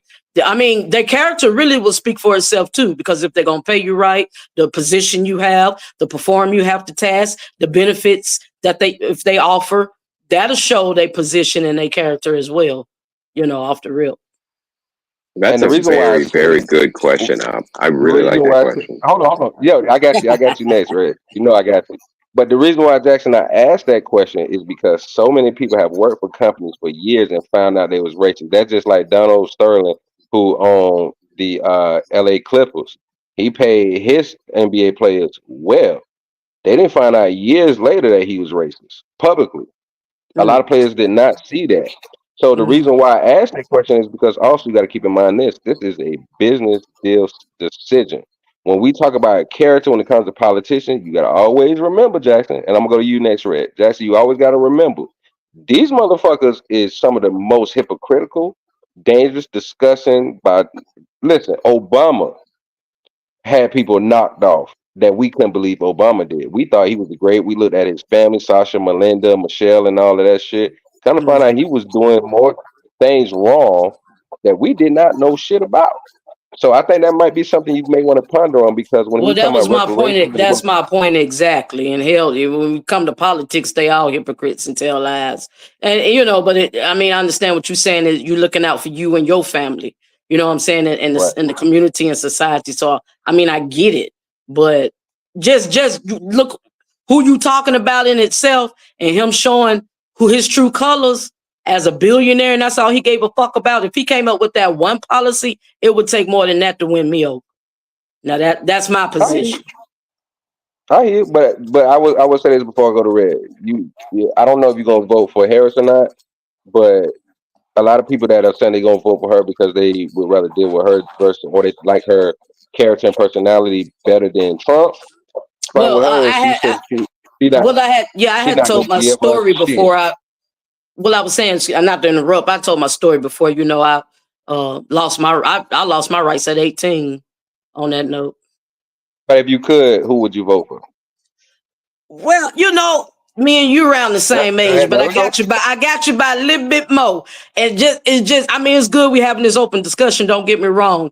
But just like in the generation and the way I was raised, that's something we was taught. You don't discuss that. That's kind of really personal.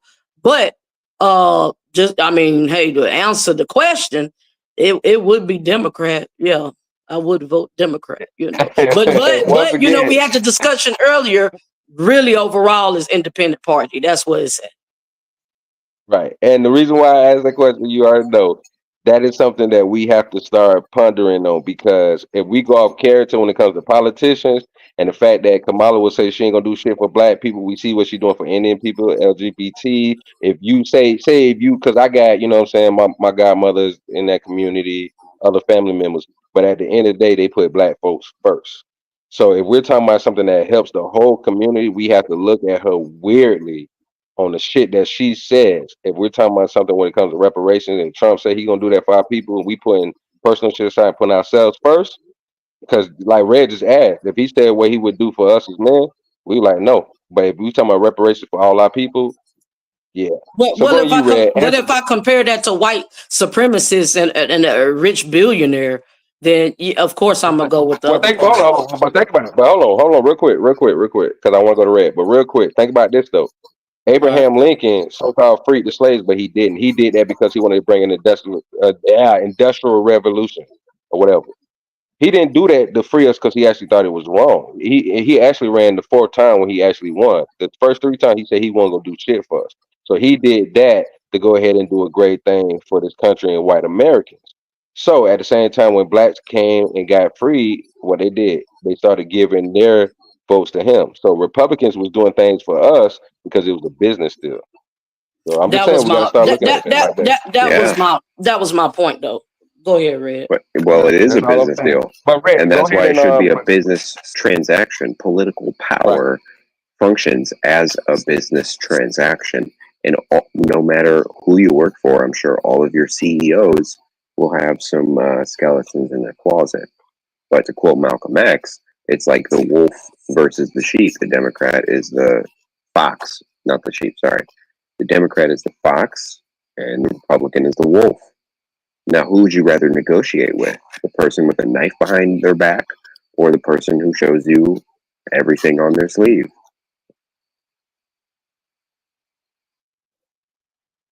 So I see Red. You already get it. we need basically, and I'm actually I'm gonna go to you, Jay, if you got anything to say before I end it. Good. Okay. So basically, let's hit the final thoughts. All right. Cool. Yeah, that's where I'm gonna go. I'm gonna close my thoughts, and then I'm gonna let y'all talk. So real quick, appreciate y'all coming up here. Y'all our soldiers and our rider. Shout out to you, Jackson, Red, even Lena. These the consistent panelists. But yeah, it was a good show. I'm so sorry, and I appreciate y'all for staying around. That did with all that bullshit, them headache. And I told you I had me a drink. I started pouring up. As soon as we hit the damn start the countdown, because I already knew what time it was. But it still was a good show. What we had to say, like Jay said a moment ago, we show how you supposed to have a fucking conversation, even though people may not agree fully on everything.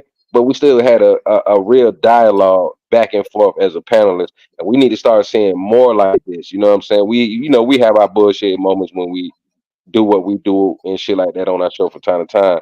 But it ain't like that where every time you try to say something, it's so bad one motherfucker be thinking in the head, I ain't coming back this motherfucker no more. But shout out to everybody out there who actually want to go with policies over parties. We need to start doing that more often. So real quick, we're gonna give final thoughts. Jackson, what's your final thoughts on the buffoonery we watched? But also, what's your thoughts on when it comes to how we need to move forward as a people and trying our best to pick what's right for us and policies. Well, I believe in final thoughts. On that note, is we learn what not to do, how not to behave. You carry yourself with class and morality, and how can we build this country off of home and God we trust, home of the free and home of the shit. I'm getting it mixed up. The free and the brave. For the free and the brave, and how can we sit back and base our nation on these principles? You know what I'm saying? And look how people carrying on. So it's we learn what not to do in a nutshell, how not to be. But it was all in all, they touched on some real important, serious topics that needs to be discussed. And need to be addressed and get some solutions to. And but overall, unity, power and unity. And it seemed like it'll take a miracle from God up above to just destroy the whole empire and do away with this two different policies, and Democrat and Republican and independent parties is where it's at. But I believe with unity and everybody on one accord, nothing is impossible. All right, going to you, Red, because you sound like you was a little embarrassed for us black people with this display. But what's your thoughts on the shit we watched and also the discussion we had tonight? Man, it's difficult. It's difficult to analyze this, but there's a lot of what we're seeing right now is playing out as a result of the power politics in this country. And as long as these power politics stay the way they are, nothing's ever going to change. But when we have discussions, and for example, the fact that, maybe I'm just a demoralized white man, but I look at all the money we're spending on Ukraine, Israel, and now illegal immigrants, and I'm just like, fuck it, give it to black people. At least those are Americans. But the branch of unity here is that money should be fucking spent on Americans, period. And that's where the independence movement, I believe, can derive strength from. All right, JBJ, what's your final thoughts, man? I did want to ask Red, some Americans are could it possibly be some Americans, or does it have to be all Americans? Well, historically, revolutions are only started by like 3% of the population. Not the revolution, the giving part. What do you mean? Well, you didn't you allude to like you would rather, instead of them giving it to the Ukrainians or whatever, give it to Black Americans, but it should go to all Americans. Would you be okay with it going to some Americans, or does it always have to go to all Americans? It doesn't matter as long as that's my point. That's where we agree. The fact that it should go to Americans, period. Then we can have the conversation of who goes to who gets these extra benefits. But the area where we all agree is that it shouldn't be going to Ukraine, Israel, and illegals. Yeah, we definitely agree with that. My final thoughts, like, look, man, it was a ratchet conversation. These people need to stop. I know who these people are at the top. They need to stop putting bad representations of people that they want to keep in certain positions on the media to go out here and literally be the spokesperson, or the goddamn the mascot for a group of people. It was a bad representation of black people. And I know there'll be some white person in a suburban neighborhood in Midwest Iowa or some shit like that will come across this shit and be like, yeah, that's how they are. And that's not the case. That's them motherfuckers up on that panel. But in the grand scheme of things, like, we're in the presidential election season, man. I'm gonna stand on where I stand when it comes to like fuck both of them. But like for real, man, I'm ready to see what America's actually gonna choose. Will America get over that hump and actually pick a woman, or are they gonna go back to this dude that I think has major problems? But I think both of them have major problems, anyways. But are they gonna pick a woman or are they gonna pick him? I'm ready to see. Honestly, I really am ready to see what we talked about this last night. But Would you rather put your life in the hands of a random man or a random woman? What's the situation? I don't know. Maybe you're lost in the woods and you need someone to guide you out. Yeah, well, guide me out. I don't want to go with exception. I'm gonna sound like one. Exactly. Clearly, I'm picking man. Like I can't. Gotta keep it honest, but yeah, how random is that? But either way, though, yeah, I have to pick a guy, but it's kind of fucked up for me because I'm like, I know how to get out of the woods. So it's kind of fucked up to put myself in a position of not knowing What if it's how Alaska? to get the fuck out. It's Alaska. Use a better illustration. It's like that's a super hypothetical for me. Yeah, use a I'm better illustration. Like Yeah, my life you're is on the you're line. lost. Yeah, your life's on the line. You're dying of starvation. You're in the middle of the Alaskan tundra. Next say something while I'm talking is getting shot. Please believe that. I didn't do it. Yeah, I'm pushing these buttons. I already know. But if you're lost in the Alaskan tundra, who are you trusting? Who are you trusting? Next say something while I'm talking is getting shot. Please believe that. Finish your final thought, Jay. I got you. Final thoughts. To answer Red's question, obviously I'm gonna pick the man if it's a life or death situation. But y'all already heard it, man. That's a bad representation of us, and we really need to be more hyper focused, regardless of which party you're rooting for. What is the federal government gonna do for you? I don't care what race you are. That should be your number one priority. All that other shit is just cupcake shit. People act like they give a fuck about their fellow Americans. They'll shoot their fellow Americans. What are they gonna do for you? And if your politicians ain't working for you, what the fuck are they doing? Why are they taking our money? And like Red said, it'll trickle down. We can get to the police, we can get to the schools, we can get everything because they're the ones at the top. So yeah, fuck them all unless they doing something for you. You ain't telling me you doing something for me, you ain't getting my goddamn vote. Final thoughts. That's real talk. So we about to go ahead and close out, y'all. Jay, you can drop the link again for anybody who wanna come up for the back chat. But appreciate y'all coming up. Why you trying to invite everybody to the After after the party, party, man? after the show. They'll have about 5 minutes to kick the bobo.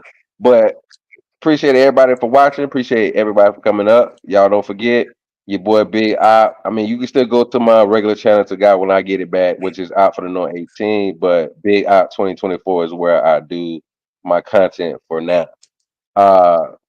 Red Illusion, y'all can go check him out at Red Illusion. Jackson, you still don't do shows, right? Yeah, I'm working on it. I'll be coming up here pretty soon. All right, for sure. And y'all already know with JVJ. Let's talk with JVJ. But right now we here on the JVJ network. If y'all really want to fuck with all of us, come over here, man. Make sure y'all like, share, and subscribe. Jay, man, you already know how we close this thing out, man. Do what you do. Oh, you want me to do it? Go ahead, do what he don't want to click the button. We catch y'all in this one as always, man. Peace.